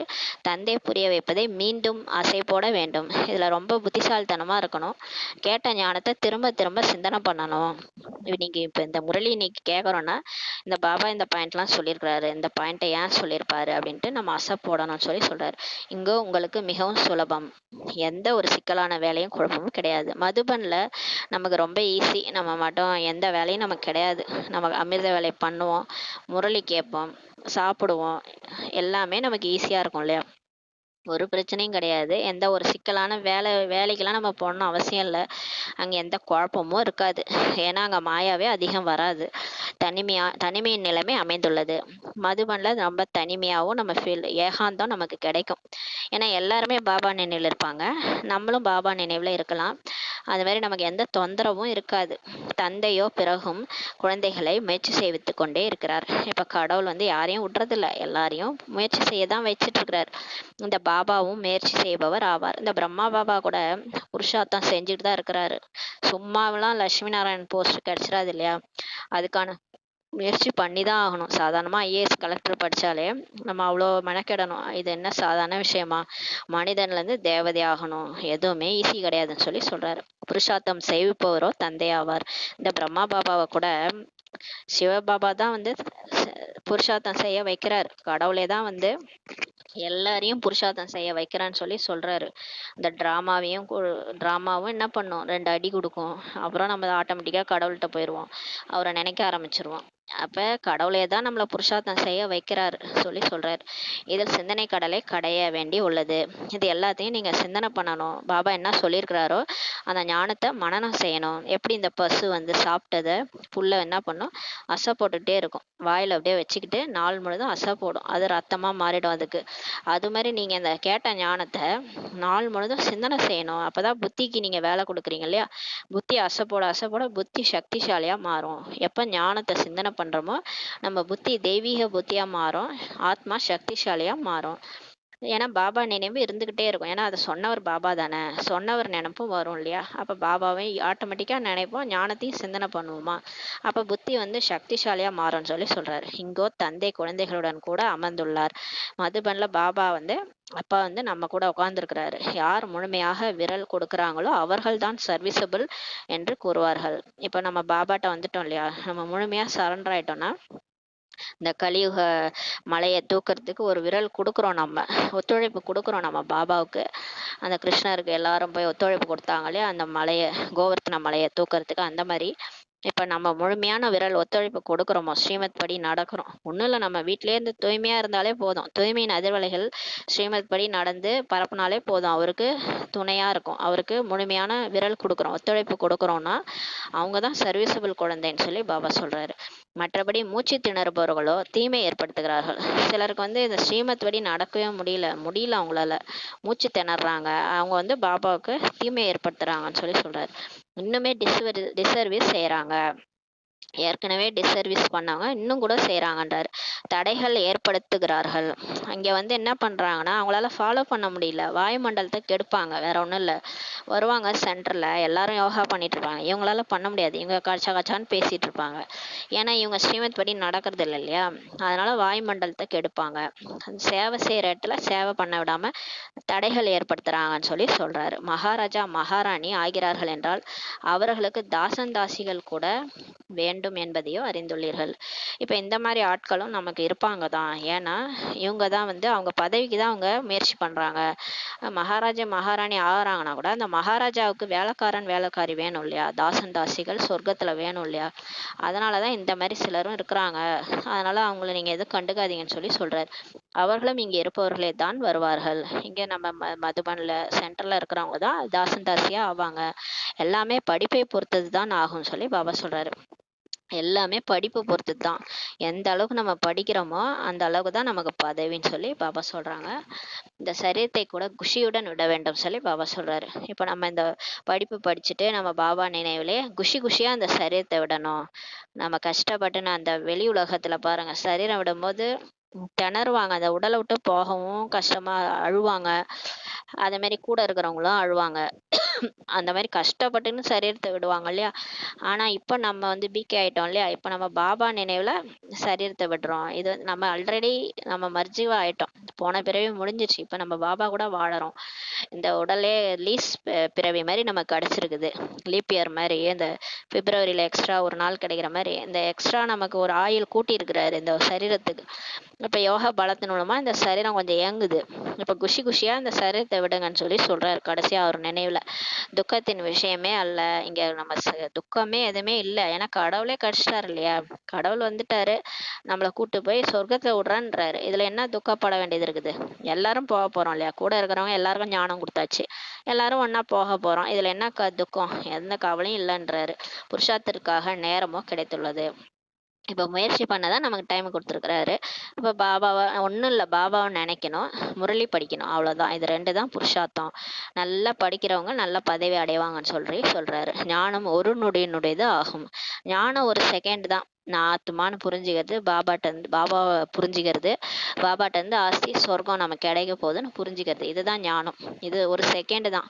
சிவபாபாவோட வந்து அப்போ ஆஸ்தி கிடைக்கிறது என்பதே புத்தியில் உள்ளது. இப்போ எல்லாருக்கும் நம்ம சொர்க்கமே ஆஸ்தியா கடவுள் எடுத்துட்டு வந்திருக்கிறாரு, நம்ம அது கிடைக்குது, நமக்கு சொர்க்கம் கிடைக்குதுன்றது புத்தியில எல்லாருக்கும் இருக்குது. சிறிதளவு ஞானம் கேட்டார்கள், சிவபாபாவை நினைவு செய்தார்கள் என்றாலும் கூட வர முடியும். இப்ப சொர்க்கத்துக்கு கொஞ்சம் ஞானம் கேட்டாலும் வந்துட முடியுன்றாரு. சிவபாபாவை நினைவு செஞ்சாலே போதும் சொர்க்கத்துக்கு வந்துருவாங்கன்னு சொல்லி சொல்றாரு. பிரஜைகளும் நிறைய உருவாக வேண்டியுள்ளது. இப்ப லட்சுமி நாராயணன் இருக்கிறாங்கன்னா சும்மா போய் அவங்க 2 பேரும் என்ன பண்ண போறாங்க உலகத்துல? அவங்களுக்கு பிரஜைகள் வேணும் இல்லையா, நிறைய பிரஜைகளை வச்சு அவங்க ராஜ்யம் பண்ணுவாங்க. அதனால பிரஜைகள் 33 கோடி தேவதைகள்னு பாடப்பட்டிருக்கு இல்லையா. அப்ப எவ்வளோ பேர் வரணும்னு உருவாகணும்னு சொல்லி சொல்றாரு. ஆனா 108 லட்சுமி நாராயணன் தான், ஆனா அவங்களுக்கு பிரஜைகளும் அவ்வளோ பேர் உருவாகணுன்றாரு. அதான் அந்த போஸ்டிங் தான். இப்ப ராஜா ஆகிறது தான் கஷ்டம், பிரஜை ஆகிறது கஷ்டம் கிடையாது. கொஞ்சம் ஞானம் கேட்டாலே பிரஜை தான், நம்ம சொர்க்கத்துக்கு போயிரும். இந்த ஒரு சென்டென்ஸ் கேட்குறோம் இல்லையா, இந்த ஒரு சென்டென்ஸுக்காகவே நம்ம வந்து அங்க வந்துருவோம். நான் யாரு? நான் ஆத்துமா, என்னுடைய அப்பா பரம்பிதா பரமாத்மா, இதை ஒத்துக்கிட்டாலே நீங்க பிரஜை தான், நீங்க அங்க வந்துடலாம், பிரச்சனை இல்லை. ஆனா லட்சுமி நாராயணன் ஆகணுன்றது தான் சரியான முயற்சி செய்ய வேண்டியது இருக்கு. ஏன்னா நிறைய ஞானம் கேட்கணும், நிறைய முரளி படிக்கணும், பாபாவை நிறைய நினைக்கணும், சேவை செய்யணும். எல்லாமே மெனக்கடுறது எதுக்காகனா லட்சுமி நாராயணன் ஆகிறதுக்காக தான். நிறைய டெஸ்ட் பேப்பரும் சந்திக்கணும், கடைசியில பாபா நினைவுல சரீரம் விடணும். அதுதான் பெரிய விஷயமே இங்க. அதுக்காக ரொம்ப மெனக்கடணும். அதுதான் லட்சுமி நாராயணன் ஆகிறதுக்கு ரொம்ப கஷ்டப்படணும். மற்றபடி பிரஜை ஆகிறது நமக்கு பிரச்சனையே இல்லை. சும்மா முரளியை கேட்டா, சும்மா நம்ம பிரஜைன்றது ஜஸ்ட் ஒரு பாயிண்ட், ஞானம் கேட்டாலே போதும் வந்துடலாம்னு சொல்லி சொல்றாரு. இப்ப நிறைய பிரஜைகள் வர வேண்டியிருக்குது. நமது ராஜதானி சூரிய வம்சத்தினுடையது மற்றும் சந்திர வம்சத்தினுடையதுன்னு சொல்லி சொல்றாரு. இப்ப நம்ம உலகமே பாருங்க, இப்ப இந்து தர்மத்துல இருக்காங்களே, இந்த ஸ்தாபகர் யாருன்னே அவங்களுக்கு தெரியாது. ஆனா உண்மையிலே கடவுளே வந்து ஸ்தாபனை பண்ற தர்மம் இந்த தேவி தேவதா தர்மம். அது நம்மளோட ராஜதானியே சூரிய வம்சம் சந்திர வம்சம்னு சொல்லி சொல்றாரு. இங்க ஸ்தாபனை ஆயிட்டு இருக்குது இப்பன்னு சொல்லி சொல்றாரு. தந்தையினர் ஆன பிறகு நிந்தை செய்கிறார்கள் என்றால் மிகுந்த சுமை ஏறுகிறது. இப்ப பிகே ஆயிட்டு கடவுளே நிந்தனை செய்யறோம்னா நம்ம மேல சுமை அதிகமாயிடுதுன்னு சொல்லி சொல்றாரு. ஒரேடியாக பாதாளத்தில் சென்றுடுவார்கள். அப்ப இங்க பிகே ஆயிட்டு கடவுள் வெளியில போயிடுறாங்களா சிலர், வந்து என்ன பண்றாங்க, பிகே ஆயிட்டு கொஞ்ச நாள் இருந்துட்டு இங்க என்ன நடக்குதுன்னு எல்லாம் தெரிஞ்சுக்கிட்டு வெளியே போயிடுறாங்க. வெளியே போயிட்டு இங்க நடக்கிறதெல்லாம் வெளியில சொல்லி தூட்டுறாங்க, நிந்தனை செய்யறாங்க. கடவுள் தான் வந்திருக்கிறாரு, அவங்க தான் இந்த பாதையை அவர் தான் இந்த பாதையை கொடுக்குறாரு, அதை தான் எல்லாரும் ஃபாலோ பண்ணுறாங்கன்னு தெரியாமல் வெளியே போய் தவறு தவறாக பேசுகிறாங்க இல்லையா, அவங்களுக்கெல்லாம் சுமை அதிகமாக பாவ சுமை ஏறும், ஒரேடியாக பாதாளத்தில் போயிடுவாங்கன்னு சொல்லி பாபா சொல்கிறார். யார் வந்து தங்களை பூஜிக்கிறார்களோ அவர்கள் எவ்வாறு பூஜிக்கத்தக்கவர் என்று குறிக்கொள்ள முடியும் என்று பாபா புரிய வைத்திருந்தார். இப்போ நம்ம வந்து நாம் பூஜிக்கிறோம். இப்போ நாம் லட்சுமி நாராயணன் முன்னாடி போயிட்டு பூஜை செய்கிறோம். அதை ஒரு காலத்தில் நம்ம தான் அந்த மாதிரி இருந்தோம்னு தெரியாமலே பூஜை செய்கிறோம் இல்லையா, அந்த மாதிரி பூஜை செய்கிறவங்க எப்படி பூஜிக்கத்தக்கவர்ன்ட்டு சொல்லிக்க முடியும்னு சொல்லி பாபா கேட்குறாரு. ஏற்கனவே புரிய வச்சிருந்தாரு. இப்போ தெரிஞ்சிருந்தா நம்ம பூஜை செய்ய மாட்டோம். இப்போ நம்ம தான் அந்த தேவதைன்ட்டு தெரிஞ்சுக்கிட்டோன்னா இதுமேல் நம்ம போய் பூஜை பக்தியே செய்ய மாட்டோம். ஆனால் சப்போஸ் நம்ம திரும்பவும் பிகே ஆகிட்டு போய் பூஜை செய்கிறோன்னா அப்போ நீங்கள் எப்படி பூஜிக்கத்தக்கவர்னு உங்களை சொல்ல முடியும், நீங்கள் எப்படி லட்சுமி நாராயணன் ஆகுவீங்கன்னு சொல்லி கேட்குறாரு. அனைவருக்கும் சத்கதி அளிக்கும் வள்ளல் வந்திருக்கிறாரு. நன்மை செய்பவரோ ஒரே ஒரு தந்தை தான். மனிதர்களோ அமைதியின் பொருள் கூட புரியாமல் இருக்கிறாங்க. இப்போ மனிதர்களுக்கு அமைதினா என்னன்னே தெரில. ஏன்னா அந்த சாமியார்கள்லாம் அடயோகத்தினால பிராணாயாமம் ஆகியவை செய்து அதையே சாந்தின்ட்டு நினைக்கிறாங்க, மூச்சு பயிற்சி செய்கிறாங்க. அது மூலமாக அவங்களுக்கு அமைதி கிடைக்குது, இதுதான் அமைதின்ட்டு நினச்சிக்கிறாங்க. அதில் மிகுந்த உழைப்பு ஏற்படுகிறது. அந்த பிராணாயாமம் செய்யும் போது ரொம்ப கஷ்டப்பட்டு மூச்சு இழுத்து விட வேண்டியதா இருக்குது, ரொம்ப உழைப்பு செய்ய வேண்டி இருக்குது அந்த அமைதி அடையறதுக்கு. ஒரு சிலருடைய மூளை கூட கெட்டு போய் விடுகிறதுன்னு சொல்லி பாபா சொல்றாரு. இந்த மாதிரி பிராணாயாமம் செய்யும்போது பிரெயின் வந்து பாதிக்கப்படுதுன்னு சொல்லி சொல்றாரு. பிராப்தி எதுவுமே கிடையாது. அந்த பிராணாயாமம் மூலமாக உங்களுக்கு பிராப்தி ஏதாவது கிடைக்குதா? முக்தி அடைய போறீங்களா, இல்லை ஜீவன் முக்தி அடைய போறீங்களா, பரந்தாம தான் போக போறீங்களா? எதுவுமே கிடையாது. ஆனா அது குறுகிய கால சாந்தி ஆகும் சொல்லி சொல்றாரு. கொஞ்ச நேரம் அமைதி கிடைக்குது அந்த பிராணாயாமம் பண்றதுனால, ஆனா மூளை கூட அதுல பாதிக்கப்படுதுன்றாரு. எப்படி சுகத்தை குறுகிய காலத்தினுடையதாக காக்கை எச்சத்திற்கு சமம்ட்டு சொல்றாங்க இல்லையா சன்னியாசிகள் என்ன சொல்றாங்க, வீடு வாசலை விட்டுறாங்க. ஏன்னா வீட்டுல இருந்து மனைவி மக்கள் கூட வாழறது, சுகமா வாழறது, குறுகிய காலத்தினுடைய சுகத்தை வந்து என்ன சொல்றாங்கன்னா காக்கை எச்சத்திற்கு சமம், இதெல்லாம் நாங்க வீட்டுல எல்லாம் இருக்க மாட்டோம், இந்த சுகம்லாம் எங்களுக்கு பிடிக்காது, அது காக்கை எச்சத்திற்கு சமம்னு சொல்லி சொல்றாங்க இல்லையா. அதே மாதிரிதான் பாபா சொல்றாரு, அவங்க அந்த பிராணாயாமம் மூலமா அடையிற அந்த சாந்தி இருக்கு இல்லையா, அது கூட காக்கை எச்சத்திற்கு சமமான சாந்தி, அற்ப காலத்தினுடைய சாந்தி தான் அது. அது ஒன்றும் கொஞ்ச நேரம் தான் அனுபவம் ஆகும். ஆனா இப்ப நம்ம செய்யறோம் இல்லையா, பாபா நினைவுல சாந்தி தாமத்துல மூழ்கி இருக்கிறோம் இல்லையா, அதுதான் நிரந்தரமா நமக்கு சாந்தி கிடைக்குது. அதனால பாபா சொல்றாரு, அவங்க நினைக்கிறது அந்த சாந்தி அடையிறது வந்து கொஞ்ச நேரம் தான், அது இருப்பதே குறுகிய காலத்திற்காகன்னு சொல்லி சொல்றாரு. தந்தையோ 21 பிறவிகளுக்கு உங்களுக்கு சுகம் சாந்தி இரண்டையுமே அளிக்கிறார். இப்ப கடவுள் வந்து நமக்கு என்ன கொடுக்குறாரு, 21 பிறவிக்கு சுகமும் கொடுக்குறாரு, அமைதி ரெண்டுமே கொடுக்குறாரு. ஒரு சிலரோ சாந்தி தாமத்தில் கடைசி வரைக்கும் இருக்கக்கூடும் சொல்லி பாபா சொல்றாரு. இப்ப நம்ம போறோம் இல்லையா, பரந்தாமத்துல ஆத்மாக்கள் எல்லாருமே கடைசியா பாபா கூட்டு போயிடுவாரு. இப்போ அங்கேருந்து தான் ஆத்மாக்கள்லாம் வந்து நடிக்கிறாங்க. ஆனால் வந்து எல்லாரும் முதல்ல வந்து இறங்குறது இல்லை. முதல்ல 9 லட்சம் பேர் தான் சொர்க்கத்தில் நடிக்கிறாங்க. அப்படியே பாப்புலேஷன் இன்க்ரீஸ் ஆகி திரேதாயுகம் கடைசியில் 33 கோடி தேவதைகள் நடிக்கிறாங்க. அதுக்கப்புறம் துவாபர யுகத்தில் கொஞ்சம் கொஞ்சமாக பக்தர்கள்லாம் இறங்க ஆரம்பிக்கிறாங்க. அதுக்கப்புறம் கிறிஸ்துவ அந்த இஸ்லாம தர்மம், புத்த தர்மம், அந்த மாதிரி தர்ம ஸ்தாபகர், அதுக்கப்புறம் அந்தந்த தர்மங்கள் வராங்க. இப்படியே இன்க்ரீஸ் ஆகி 800 கோடி ஆத்மாக்கள் இப்போ வந்துட்டோம். மேலே பரந்தாமத்துலேருந்து தான் ஆத்மாக்கள் வந்து இங்கே நடிக்க வராங்க. அந்த மாதிரி ஒரு சில ஆத்மாக்கள் பரந்தாமத்தில் ரொம்ப நாள் வரைக்கும் இருக்கிறாங்க. இப்போதான் கடைசியாக ஒரு பிறவி கொஞ்சம் பாகம் நடிக்கிறதுக்கு வருவாங்க. ஆனால் அவங்க ரொம்ப காலம் சாந்தி தாமத்தில் இருக்கக்கூடும்னு சொல்லி சொல்கிறார். யாருக்கு இப்படி பாகம் இருக்கிறதோ அவர்கள் எந்த அளவு சுகத்தை பார்க்க முடியுமா என்ன? அந்த மாதிரி நடிக்க வர்றவங்க கடைசியா வந்து 1-2 பிறவி கலியுகத்துல கூட நடிச்சுட்டு போவாங்க. அவங்க என்ன சுகத்தை பார்க்க முடியும்? அவங்க சொர்க்கத்தை பார்க்க முடியுமா கண்ணால? அவங்க வரும்போதே கலியுகம் தான். இந்த கலியுகத்துல என்ன இருக்குது? ஒண்ணுமே இல்லை இல்லையா. அதனாலதான் அவங்களும் ஏதோ ஏதோ வாழறாங்க, அவ்வளவுதான். அந்த ஒரு பிறவிலேயே ஏதோ சுகமா இருந்துட்டு கடைசியா துக்கத்தெல்லாம் அனுபவிச்சுட்டு போயிடுவாங்க. ஆனா அவங்க வந்து ஒரு சுகத்தையும் பார்க்க முடியுமா என்னன்னு சொல்லி சொல்றாரு. அங்கு கூட வரிசை கிரமமாக பதவிகளோ இருக்கும் அல்லவா, தாசன் தாசிகள் இருப்பார்கள் என்றாலும் கூட உள்ளுக்குள் நுழைய முடியுமா என்ன சொல்லி பாபா சொல்றாரு. அங்க கூட சொர்க்கத்துல கூட வரிசை கிரமமாக பதவிகள் இருக்கும். தாசன் தாசியா இருந்தா கூட உள்ளுக்குள் நுழைய முடியுமா என்ன? கிருஷ்ணரை கூட பார்க்க முடியாது சொல்லி பாபா சொல்றாரு. இப்ப வெளியில பிரஜையா இருக்கிறோம்னா நம்மளால கிருஷ்ணரை அடிக்கடி பார்க்க முடியாது. தாசன் தாசிகளே கூட ரொம்ப உள்ளுக்குள்ள நுழைய முடியாதுன்னு சொல்லி சொல்றாரு. எல்லோருக்கும் தனித்தனியான அரண்மனைகள் இருக்கும் அல்லவா? அங்க சொர்க்கத்துல எல்லாருக்கும் தனித்தனியா அரண்மனை இருக்கும். பார்ப்பதற்கு ஏதோ ஒரு நேரம் கூட இருக்கக்கூடும் சொல்லி சொல்றாரு. கிருஷ்ணரை பார்க்கறதுக்கு ஏதோ ஒரு நேரம் இருக்குமா, அப்பதான் போய் பார்க்கணுமா, அந்த மாதிரிலாம் இருக்கும் போல இருக்கு சொர்க்கத்துல. பாருங்க, கிருஷ்ணரா ஆவறது சாதாரண விஷயம் கிடையாது. கிருஷ்ணர் ஆயிட்டாருன்னா அவர் எந்த மாதிரி சொர்க்கத்துல இருப்பாருன்னா அந்த அளவுக்கு அவருக்கு கால் ஷீட்லாம் கிடைச்சாதான் போய் பார்க்க முடியும் போல இருக்கு. பிரஜையா இருந்தாலும் போய் அவர்கிட்ட பார்க்க முடியாது. யார் இங்க நெருக்கத்துல கிருஷ்ணரோட இருக்கிறாங்களோ, கிருஷ்ணர் கூட பழகுனாங்களோ, அவங்க தான் அங்க போய் கிருஷ்ணருக்கு பக்கத்துல இருக்க முடியும். இப்ப கிருஷ்ணருக்கு அம்மாவா அப்பாவா இருக்கிறதுலாம் சாதாரண விஷயம் கிடையாது. பிரம்மா பாபா கூடவே இருந்தவங்க, பிரம்மா பாபா கூடவே பாலனை எடுத்துக்கிட்டவங்க, அவரு மாதிரி சரண்டர் ஆனவங்க தான் அவர் பக்கத்திலே இருக்க முடியும். அவருக்கு சமானமா ஆனவங்க தான் அவர் குழந்தையா பிறக்க முடியும். இதெல்லாம் எப்பேற்பட்ட பாக்கியம் பாருங்க. அப்ப நம்ம அந்த அளவுக்கு முயற்சி பண்ணணும். இப்ப பிரம்மா பாபா சமான் ஆயிட்டோம்னா நம்ம போய் அவர் குழந்தையாவே பிறந்துடலாம். எப்பேற்பட்ட விஷயம். இதெல்லாம் எவ்வளவு முயற்சி பண்ணணும். இப்ப சிவபாபாவை அவ்வளோ நினைக்கணும். அப்பதான் நம்ம போய் கிருஷ்ணரா அங்க பிறக்க முடியும். சிவபாபாவுக்கும் நெருங்கணும், நம்ம ரொம்ப நெருங்கணும். நல்ல முரளி படிக்கணும். பாபாவே எப்போதும் நினைச்சிட்டு இருக்கணும். அவங்கதான் போய் கிருஷ்ணராக முடியும். கிருஷ்ணரா ஆகிறது சாதாரண விஷயம் கிடையாது. அது மாதிரி கிருஷ்ணரை பார்க்கறது கூட ரொம்ப சாதாரண விஷயம் கிடையாதுன்ற மாதிரி இந்த முரளியில சொல்லிக்கிறாரு. எப்படி பாருங்கள், போப் இப்ப வராரு இல்லையா, நேத்து கூட சொன்னாரு போப்பை பார்க்கறதுக்கு அவ்வளோ கியூ நிக்கும்ட்டு. போப் வருகிறாருன்னா அவரை கூட தரிசனம் செய்வதற்காக எத்தனை பேர் செல்கிறாங்க பாருங்க. இது போல் நிறைய பேர் வெளிப்படுவார்கள். இப்ப போப் மாதிரி நிறைய பேரை புது புது ஆத்மாக்கள் வராங்களே, அவங்கள்ட்ட ஈர்ப்பு இருக்குது. அதனால அவங்கள பார்க்கறதுக்கு நிறைய பேர் போறாங்க. அவர்களுடைய தாக்கம் கூட அதிகமாக ஏற்படும். இப்ப சிலர் இப்ப இந்த ஆன்மீகம்லாம் பேசுறாங்க இல்லையா, அவங்களுடைய வார்த்தைகள் எல்லாருக்கும் பிடிக்குது. இந்த வாழ்க்கையை வாழறதுக்கான சில டிப்ஸ் எல்லாம் கொடுக்குறாங்க. அவங்க பேசுறது பிடிக்குதுன்ட்டு எல்லாரும் போறாங்க. அவங்களுடைய தாக்கம் கூட அதிகமா ஏற்படும்ன்றாரு. லட்சக்கணக்கான மனிதர்கள் தரிசனம் செய்வதற்காக போவாங்க. இப்ப திடீர்னு இப்ப நிறைய பேர் கிளம்புறாங்க. அந்த மாதிரி அவங்களே கடவுள் மாதிரி எல்லாரும் பாக்குறாங்க.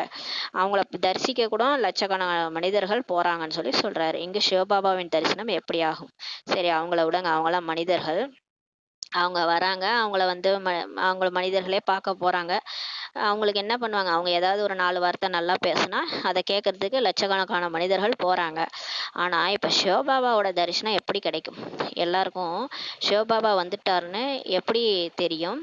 கடைசியில அவருடைய காட்சி தரிசனம் எல்லாருக்கும் எப்படி கிடைக்கும்? இதுவோ புரிந்து கொள்ள வேண்டிய விஷயமாகும்.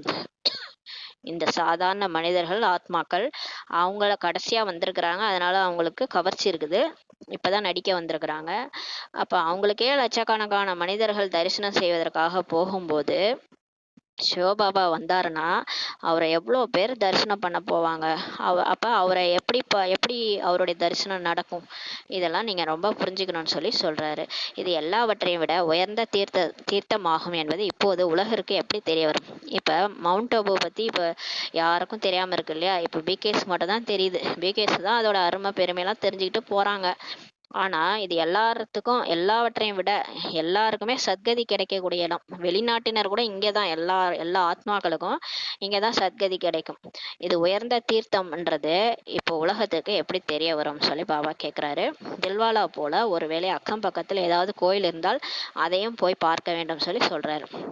இப்போ மவுண்ட் அபுக்கு பக்கத்துல ஏதாவது கோயில், தில்வாலா கோயில் மாதிரி இருந்தா அதையும் போய் பார்க்கணும். எப்படி அமைக்கப்பட்டுள்ளது என்று பார்க்கணும்னு சொல்லி சொல்றாரு. அவர்களுக்கு ஞானம் அளிக்க வேண்டிய அவசியம் கூட இல்லை. அவர்கள் பின் உங்களுக்கு ஞானம் அளிக்க முற்பட்டு விடுவார்கள். நீங்க கோயிலை மட்டும் போய் பார்த்துட்டு வாங்க. மற்றபடி அங்க போய் ஞானம் கொடுக்குறேன்லாம் போயிடாதீங்க. ஏன்னா அவங்க உங்களுக்கு ஞானம் கொடுக்க முற்பட்டுருவாங்கன்னு சொல்லி சொல்றாரு. இது செய்ய வேண்டும், அது செய்ய வேண்டும் என்று ஆலோசனை அளிக்கிறார்கள் அல்லவா? அவங்க அந்த காலத்துல பிரம்மா பாபாவுக்கே அட்வைஸ் கொடுத்தவங்களா இருக்கிறாங்க. நீங்க ஏன் காவி ட்ரெஸ் போட்டு உட்காருங்க, ஏன் இந்த ஒயிட் ட்ரெஸ் போட்டிருக்கீங்கலாம் கேட்டாங்க. அந்த மாதிரி நமக்கே அட்வைஸ் பண்ண வந்துருவாங்க. நீங்க அவங்களுக்குலாம் ஞானம் கொடுக்காதீங்கன்னு சொல்லி சொல்றாரு. இவர்களுக்கு கற்றுத்தருபவர் யார் என்பதையோ அறியாமல் இருக்கிறாங்க.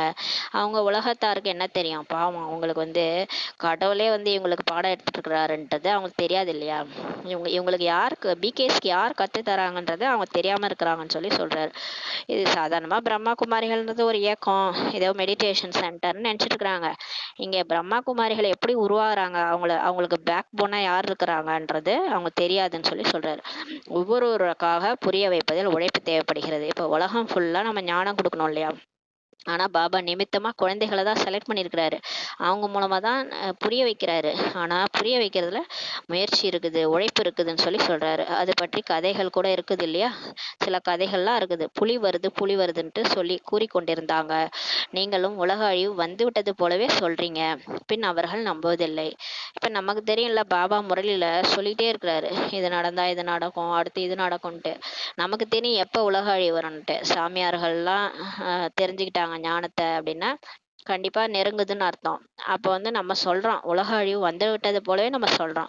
ஆனா அவங்க நம்ப மாட்றாங்கன்னு சொல்லி சொல்றாரு. புலி வருது கதை மாதிரிதான் சொல்லிட்டே இருப்போம், திடீர்னு பார்த்தா ஒரு நாள் விநாசம் வந்துரும் அப்படின்னு சொல்றாரு. இன்னும் 40,000 ஆண்டுகள் உள்ளனன்ட்டு அவங்க நினைச்சுக்கிறாங்க. உலக அழிவு எங்கிருந்து வரும் என்று நினைக்கிறார்கள். அவங்க நினைக்கிறாங்க எப்படி உலகம் அடியும்னு சொல்லி நினைக்கிறாங்க. ஆனால் இப்பயாவது பரவாயில்ல நம்புறாங்க.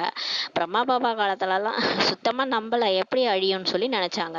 ஆனால் அவசியம் அழிவு வரப்போகிறது சொல்லி பாபா சொல்றாரு. எல்லோரையும் அழைத்து செல்வார், எல்லாரையும் பாபா கூட்டு போவார். அங்க எந்த ஒரு குப்பையுமே இருக்காது. சொர்க்கத்துக்கு போன பிறகும் அங்க இந்த மாதிரி குப்பையெல்லாம் எதுவும் இருக்காது. இங்க இருக்கும் பசு மற்றும் அங்க இருக்கும் பசுவில் கூட எவ்வளவு வித்தியாசம் இருக்கும் தெரியுமான்னு சொல்லி சொல்றாரு. கிருஷ்ணர் பசுக்களை மேய்த்து கொண்டு இருந்தாரா என்ன? உண்மையா அந்த கதைகள்ல காமிச்சிருக்காங்களா, கிருஷ்ணர் வந்து மாடு மேய்ச்சாருன்ட்டு. அவரிடமா பால் ஹெலிகாப்டரில் வந்து கொண்டிருக்க கூடும் சொல்லி சொல்றாரு. உண்மையான கிருஷ்ணருக்கு பால் வந்து ஹெலிகாப்டர்ல வந்துட்டு இருக்கும்னு சொல்லி சொல்றாரு. புஷ்பக விமானத்துல வரும். இந்த குப்பை கூலம் எல்லாம் தூரத்தில் இருக்கக்கூடும். அவர்கிட்ட அந்த குப்பை கூலம்லாம் இருக்காது. வீட்டுக்கு முன்னால் குப்பை இருக்குமா என்ன? இங்கெல்லாம் எப்படி நம்ம காலையில குப்பை தொட்டி கொண்டு போய் வைக்கிறோம் இல்லையா, அந்த மாதிரி சொர்க்கத்துல வீட்டுக்கு முன்னாடி குப்பையெல்லாம் இருக்குமா என்னன்னு சொல்லி கேட்கிறாரு. அங்கோ அளவற்ற சுகம்தான் இருக்கும்னு சொல்லி சொல்றாரு. துர்நாற்றமே வீசாது, வாசனை தான் இருக்கும். அங்க மலர்கள் மலர்ந்ததுன்னா உலகம் ஃபுல்லா வாசனை அடிக்கும். அந்த மாதிரி சுகம்தான் இருக்கும் உலகத்துலன்னு சொல்லி சொல்றாரு சொர்க்கத்துல. அதற்காக முழுமையாக முயற்சி செய்யணும். அந்த மாதிரி ஒரு உலகத்துக்கு போகணும்னா முழுமையான புருஷார்த்தம் செய்யணும்னு சொல்லி சொல்றாரு. எவ்வளவு நல்ல நல்ல குழந்தைகள் சென்ட்ரல்ல இருந்து வருகிறார்கள். பாபா பார்த்து எவ்வளவு குஷி அடைகிறார். மதுபனுக்கு நல்ல நல்ல குழந்தைகள் சென்ட்ரல்ல இருந்து போறாங்களாம். பாபா பார்த்து பார்த்து குஷி அடைகிறாராம். வரிசைக்கிரமாக முயற்சிக்கேற்ப மலர்கள் இப்ப வெளிப்படுறாங்கன்னு சொல்லி சொல்றாரு. யார் தன்னையும் மலர் என்று நினைக்கிறார்களோ அவர்களே மலர் ஆவார்கள் சொல்லி சொல்றாரு. தன்னை ஃபர்ஸ்ட் நம்ம மலர்னு நினைக்கணும். நமக்கு மேலேயே நம்ம வந்து கான்ஃபிடென்ட் கிடையாது. நாலாம் மலரா, இன்னுமே என் குணம் மாறல அப்படின்னு நினைச்சோன்னா நம்ம மலர் எப்படி ஆகும்? அதான் சொல்றாரு. யார் தன்னையும் மலர்னு நினைக்கிறாங்களோ அவங்க தான் மலர் ஆவார்கள் சொல்லி சொல்றாரு. டெல்லியில் கூட குழந்தைகள் இரவு பகலாக எவ்வளவு சேவை செய்யறாங்க. பாபா பாக்குறாரு, எவ்வளவு பேர் இரவு பகலா பாபா சேவை செய்யறாங்க. ஞானம் கூட எவ்வளவு உயர்ந்ததாகும். இப்ப ஞானம் கூட எவ்வளவு உயர்ந்ததா இருக்கு. பாபாவுடைய ஞானம் உயர்ந்த ஞானம். இதற்கு முன்பு எதுவுமே தெரியாம இருந்தீங்க. நம்ம கூட கொஞ்ச நாட்கள் கொஞ்ச வருஷத்துக்கு முன்பு சாதாரணமா நான்பிக்கைவா தான் இருந்தோம். நம்ம கூட ஒண்ணுமே தெரியாம தான் இருந்தோம்னு சொல்லி சொல்றாரு. இப்போது எவ்வளவு உழைப்பு செய்ய வேண்டி வருகிறது. இருந்தாலும் இப்ப அப்படியே மாறுது இல்லையா, வாழ்க்கை முறையே மாறுது, எல்லாமே மாறுது. எவ்வளவு உழைக்க வேண்டியது இருக்குன்னு சொல்லி சொல்றாரு. பாபாவிடமா எல்லா செய்திகளுமே வருது. சென்ட்ரல்ல இருந்து எல்லார பத்தியும் வருது.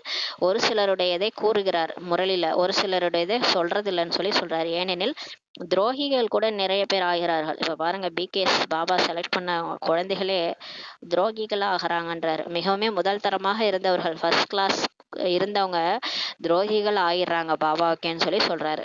மூன்றாவது தரமான தேர்ட் கிளாஸ் துரோகிகள் கூட இருக்கிறாங்கன்னு சொல்லி பாபா சொல்றாரு. சிறிது ஞானம் கிடைத்ததோ இல்லையோ நாங்கள் சிவபாபாவிற்கும் பாபா ஆகிவிட்டோம் என்று நினைக்கிறார்கள். சிலர் வந்து அந்த மாதிரி இருக்கிறாங்களாம். கொஞ்சம் ஞானம் கேட்ட உடனே பாபாவுக்கே ஞானம் சொல்றாங்களாம். சிவபாபாவுக்கே அப்பாவாயிடுறாங்களாம். அப்பனுக்கே அப்பன்னு சொல்லுவாங்களா, அந்த மாதிரி நினைச்சுக்கிறாங்களாம் தன்னையே. அந்த முருகர் வந்து சிவனுக்கு ஞானம் சொல்லுவார்ல, முருகரே சிவனுக்கு போய் ஞானம் சொல்லுவார் காதுல. அந்த மாதிரி என் குழந்தைகள் எனக்கே ஞானம் சொல்றான், எனக்கே அப்பா ஆயிட்டாங்கன்னு சொல்லி சொல்றாரு. இதை எப்படி சொல்றாரு என்று நினைச்சுக்கிறாங்கன்னு சொல்லி சொல்றாரு. யார் ஞானம் அளிக்கிறார் என்ற நினைப்பே இல்லை. யார் வந்து கடவுளே வந்து இந்த ஞானம் சொல்லிட்டு இருக்கிறாருன்ற நினைப்பே இல்லாம எனக்கே வந்து ஞானம் சொல்றாங்கன்னு சொல்லி சொல்றாரு. நல்லது. இனிமையில இனிமையான காணாமல் போய் வெகு காலம் கழித்து கண்டெடுக்கப்பட்ட குழந்தைகளுக்கு தாய் தந்தை பாப் தாதாவின் அன்பு நினைவுகள் மற்றும் காலை வணக்கம். ஆன்மீக குழந்தைகளுக்கு ஆன்மீக தாய் தந்தையின் நமஸ்காரம். நம்ம ஆன்மீக குழந்தைகள் ஆன்மீக தாய் தந்தைக்கு நமஸ்காரம். தாரணைக்கான முக்கிய சாரம். ஃபர்ஸ்ட் பாயிண்ட், உலக அரசாட்சி அளிக்கக்கூடிய தந்தை மீது மிக மிக மதிப்பு வைக்க வேண்டும். உலக அரசாட்சி சொர்க்கத்தையே நமக்கு கொடுக்குறாரு. அவர் மேல மதிப்பு வைக்கணும். தந்தையின் சேவையில் தனது வாழ்க்கையை பயனுள்ளதாக ஆக்க வேண்டும். பாபாவோட சேவையில தான் வாழ்க்கையை வந்து பயனுள்ளதாக ஆகும். சாதாரணமாக வாழ்ந்தா அந்த வாழ்க்கை வேஸ்ட்டு. இப்போ பாபாவை நினைக்கிறது, பாபாவுக்காக நம்ம வாழ்க்கையை அர்ப்பணிக்கிறது, இதுதான் வந்து பயனுள்ளதுன்னு சொல்றாரு. படிப்பின் மீது முழுமையான கவனம் கொள்ள வேண்டும். முரளியை வந்து தவற விடவே கூடாது. முழுசா அட்டென்ஷன் வைக்கணும். பாபா டெய்லி என்ன சொல்றாருன்றது புத்தியில இருக்கணும். 2வது பாயிண்ட், தந்தையிடமிருந்து கிடைக்கும் ஞானத்தின் மீது ஞான மனனம் செய்ய வேண்டும். ஒருபொழுதும் தடையாக ஆகக்கூடாது. டிஸ்சர்வீஸ் செய்யக்கூடாது. அகங்காரத்தில் வரக்கூடாது சொல்லி பாபா சொல்றாங்க. வரதானம்: 4 பாடங்களிலுமே தந்தையின் இதயத்திற்கு விருப்பமான மதிப்பெண்கள் பெற்றுவிடக்கூடிய இதய சிம்மாசனத்தில் அமர்பவர் ஆவீர்களாக. இப்போ பாபாட்ட நம்ம வந்து டொபிக் ஆயிட்டோம் இல்லையா? இங்கே 4 பாடம் இருக்குது. ஞானம், யோகம், தாரணை, சேவை. ஞானன்றது இந்த முரளி, யோகான்றது பாபா நினைக்கிறது. இதை 2ஐயும் நம்ம படிக்க தாரணை, வாழ்க்கையில அதை தாரணை பண்ணணும். தாரணைனா அந்த தெய்வீக குணங்கள், சக்திகள் எல்லாமே நமக்கு கிடைக்கும். வாழ்க்கையில நம்ம அதை அப்ளை பண்ணணும். அதான் தாரணை. பிறகு அதை வந்து அப்பதான் நம்ம சொல்லும் போது மற்றவங்க கேட்பாங்க. நம்ம சும்மாவே வாய மூலமா பண்டிதர் மாதிரி பேசணும்னா யாரும் கேட்க மாட்டாங்க. நம்ம இந்த ஞானத்தை தாரணை பண்ணி வாழ்க்கையில மாற்றம் வந்த பிறகுதான் அவங்க நம்மளை பார்த்து மாறுவாங்க. அப்பதான் நம்மளால சேவை செய்ய முடியும். இந்த 4 பாடங்களிலுமே பாபாவுக்கு பிடிச்ச மாதிரி மதிப்பெண் பெற்றுவிடக்கூடிய, எவ்வளோ மார்க் அவர் எதிர்பார்க்குறாரோ அவ்வளோ மார்க் நம்ம எடுக்கணும். அப்பதான் அவருடைய இதய சிம்மாசனத்தில் அமர முடியும். அந்த மாதிரி இதய சிம்மாசனத்தில் அமர்பவர் ஆவீர்களாக என்ற வரதானம் கொடுக்குறாரு. எந்த குழந்தைகள் 4 பாடங்களுமே நல்ல மதிப்பெண் பெறுகிறார்களோ, ஆரம்பம் முதல் இறுதி வரை நல்ல நம்பரில் தேர்ச்சி பெறுகிறார்களோ அவர்களுக்கு தான் பாஸ்வித் ஆனர் என்று கூறப்படுகிறது. பாஸ்வித் ஆனர்னா கொஞ்சம் கூட மார்க் கம்மியே கிடையாது, எல்லாத்துலேயும் பாஸு. தர்மராஜபுரியில தர்மராஜே ஏஞ்சி சல்யூட் அடிப்பாரு. அந்த மாதிரி இருக்கிறவங்க தான் பாஸ்வித் ஆனர். 8 ரத்தினங்கள் தான் பாஸ்வித் ஆனர் ஆவாங்க. 8 பேர் தான். அவங்களுக்கு தான் தர்மராஜ் எந்த தண்டனை இல்லாம பாஸ் ஆகி போறவங்க. எந்த தண்டனையுமே கிடையாது. பதவி வந்து அப்படியே லட்சுமி நாராயணன் பதவி. 8 பேர், 8 லட்சுமி நாராயணன் தான் ஹையஸ்ட். அவங்கெல்லாம் பாஸ்வித் ஆனர். அவங்க எப்படி இருப்பாங்கன்னா 4 பாடத்துலயும் நல்ல மதிப்பெண் எடுப்பாங்க. ஆரம்பத்துல இருந்து கடைசி வரைக்கும் நல்ல நம்பர்லயே தேர்ச்சி பெறுவாங்க. ஆரம்பத்துல இருந்தே அவங்க தப்பு பண்ண மாட்டாங்க. ஆரம்பத்துல இருந்தே அமிர்த வேலை தூங்கிட்டெல்லாம் சொல்ல மாட்டாங்க. ஆரம்பத்துல இருந்தே எல்லாமே பக்காவா இருக்கும். ஞானம், யோகம், தாரணை, சேவை 4 பாடமுமே பக்காவா இருக்கிறவங்க தான் பாஸ்வித் ஆனர்ன்ட்டு சொல்லப்படுதுன்றாரு. இடையிடையே மதிப்பெண்கள் குறைந்து விட்டதுன்னு கூட வராது. திடீர்னு நான் வந்து கோபப்பட்டுட்டேன் அப்படிலாம் சொல்லவே மாட்டாங்க. அந்த மாதிரி நடுவுல மதிப்பெண் குறையாதுன்னு சொல்றாரு. பிறகு மேக்கப் சரி செய்து விட்டேன் என்பது அல்ல. அதை குறைஞ்சிட்டு அதுக்கப்புறம் சரி பாபாவை நினைச்சு சரி பண்ணிக்கிட்டேன் அந்த மாதிரி கிடையாது. விகாரத்துல நடுவில் போயிட்டேன் அந்த மாதிரி இருக்கிறவங்களாம் ஃபெயிலுன்னு சொல்றாரு. அப்போ ஆரம்பத்துல இருந்து கடைசி வரைக்கும் நல்ல நம்பர்ல தேர்ச்சி பெறவங்க தான் பாஸ்வித் ஆனர் சொல்றாரு. ஆனால் எல்லா பாடங்களிலும் தந்தையின் இதயத்திற்கு விருப்பமானவர்களே இதய சிம்மாசனத்தில் அமர்பவர்கள் ஆகிறார்கள். இப்போ எல்லா பாடம் ஞானம், யோகம், தாரணை, சேவை 4துலையுமே பாபாவுக்கு பிடிச்ச மாதிரி யார் இருந்தாங்களோ அவங்க தான் இதய சிம்மாசனத்துல உட்கார்றவங்க. கூடவே பிராமணர்களின் உலகத்தில் அனைவருக்கும் பிரியமானவர்களா இருப்பாங்க. அந்த மாதிரி இருக்கிறவங்க பிகேஸ் எல்லாருக்குமே அவங்கள பிடிக்கும். அப்பனா நல்லா பாருங்க, தாதி, தீதி, பிரம்மா பாபா, மம்மா இவங்களதான் வந்துருவாங்க அந்த 8 பேர்ல. ஏன்னா கண்டிப்பா அவங்க தான் எல்லாருக்கும் பிடிச்சவங்களா இருக்கிறாங்க இல்லையா? அனைவருக்கும் சகயோகி, ஒத்துழைப்பு அளிப்பவர்கள். அவங்க வந்து எல்லாருக்கும் சகயோகியா இருக்காங்க, ஒத்துழைப்பு கொடுக்குறாங்க. அதனாலதான் பிகேஎஸ் எல்லாருக்குமே அவங்கள பிடிக்குது. அனைவருடைய மதிப்பை பெற்றிருப்பவர்கள் தான் இதய சிம்மாசனத்தில் அமர்பவர்களாக மற்றும் ராஜ்ய சிம்மாசனத்தில் அமர்பவர்களாக ஆகிறாங்கன்னு சொல்றாரு. இப்ப பாபாவுக்கும் பிடிக்கும், பாபாவோட இதய சிம்மாசனத்திலயும் இருப்பாங்க. பிகேஎஸ் எல்லாருக்கும், பிராமணர்களுடைய உலகத்துல பிகே ஃபேமிலிக்கு எல்லாருக்குமே அவங்கள பிடிக்கும். அந்த மாதிரி மதிப்பு யார் பெற்றிருக்கிறாங்களோ அவங்க தான் பாபாவோட இதய சிம்மாசனத்திலயும் உட்காருவாங்க மற்றும் சொர்க்கத்துல போய் ராஜ்ய சிம்மாசனத்துல உட்கார்றவங்களா ஆகிறாங்கன்னு பாபா சொல்றாங்க. அந்த மாதிரி ஆகுங்கன்ற வரதானம் கொடுக்குறாரு. நம்ம எந்த அளவுக்கு நம்ம தேர்ச்சி பெறோமோ நமக்கு வரதானம் அவர் கொடுத்துட்றாரு. ஆனால் நம்மளுடைய கையில தான் இருக்குது. நம்ம வந்து இதே சிம்மாசனத்தில் உட்கார்றோம், அங்கே போய் ராஜ்ய சிம்மாசனத்தில் உட்கார்றோமா இல்லையான்றது. ஸ்லோகன்: யாருடைய இதயத்தில்னா தில்லுனா ஹிந்தியில, யாருடைய இதயத்தில் நான் தந்தையுடையவன், தந்தை என்னுடையவர் என்ற இடையறாத கீதம் எப்போதும் இசைத்து கொண்டிருக்கிறதோ அவர்களே தில் ரூபா என்ற இசைக்கருவி ஆவார்கள் பாபா சொல்றாங்க. யாரோட இதயத்துல எப்பயுமே நான் பாபாவுடையவன், நான் தந்தையுடையவன், தந்தை என்னுடையவர்ன்ற கீதம் வந்து பாடிக்கினே இருக்குமா எப்பயுமே. இதுதான் அவங்க மனசுல ஓடிக்கிட்டே இருக்கும். நான் கடவுளுடையவன், கடவுள் என்னுடையவர். கடவுள் யாரு? நம்ம அப்பா. நான் தந்தையுடையவன், தந்தை என்னுடையவர்ன்ற கீதம் சதா ஒழிச்சுட்டே இருந்தா அவங்க தான் தில்ரூபா என்ற இசைக்கருவி ஆவார்கள் சொல்லி பாபா சொல்றாங்க. ஓம் சாந்தி.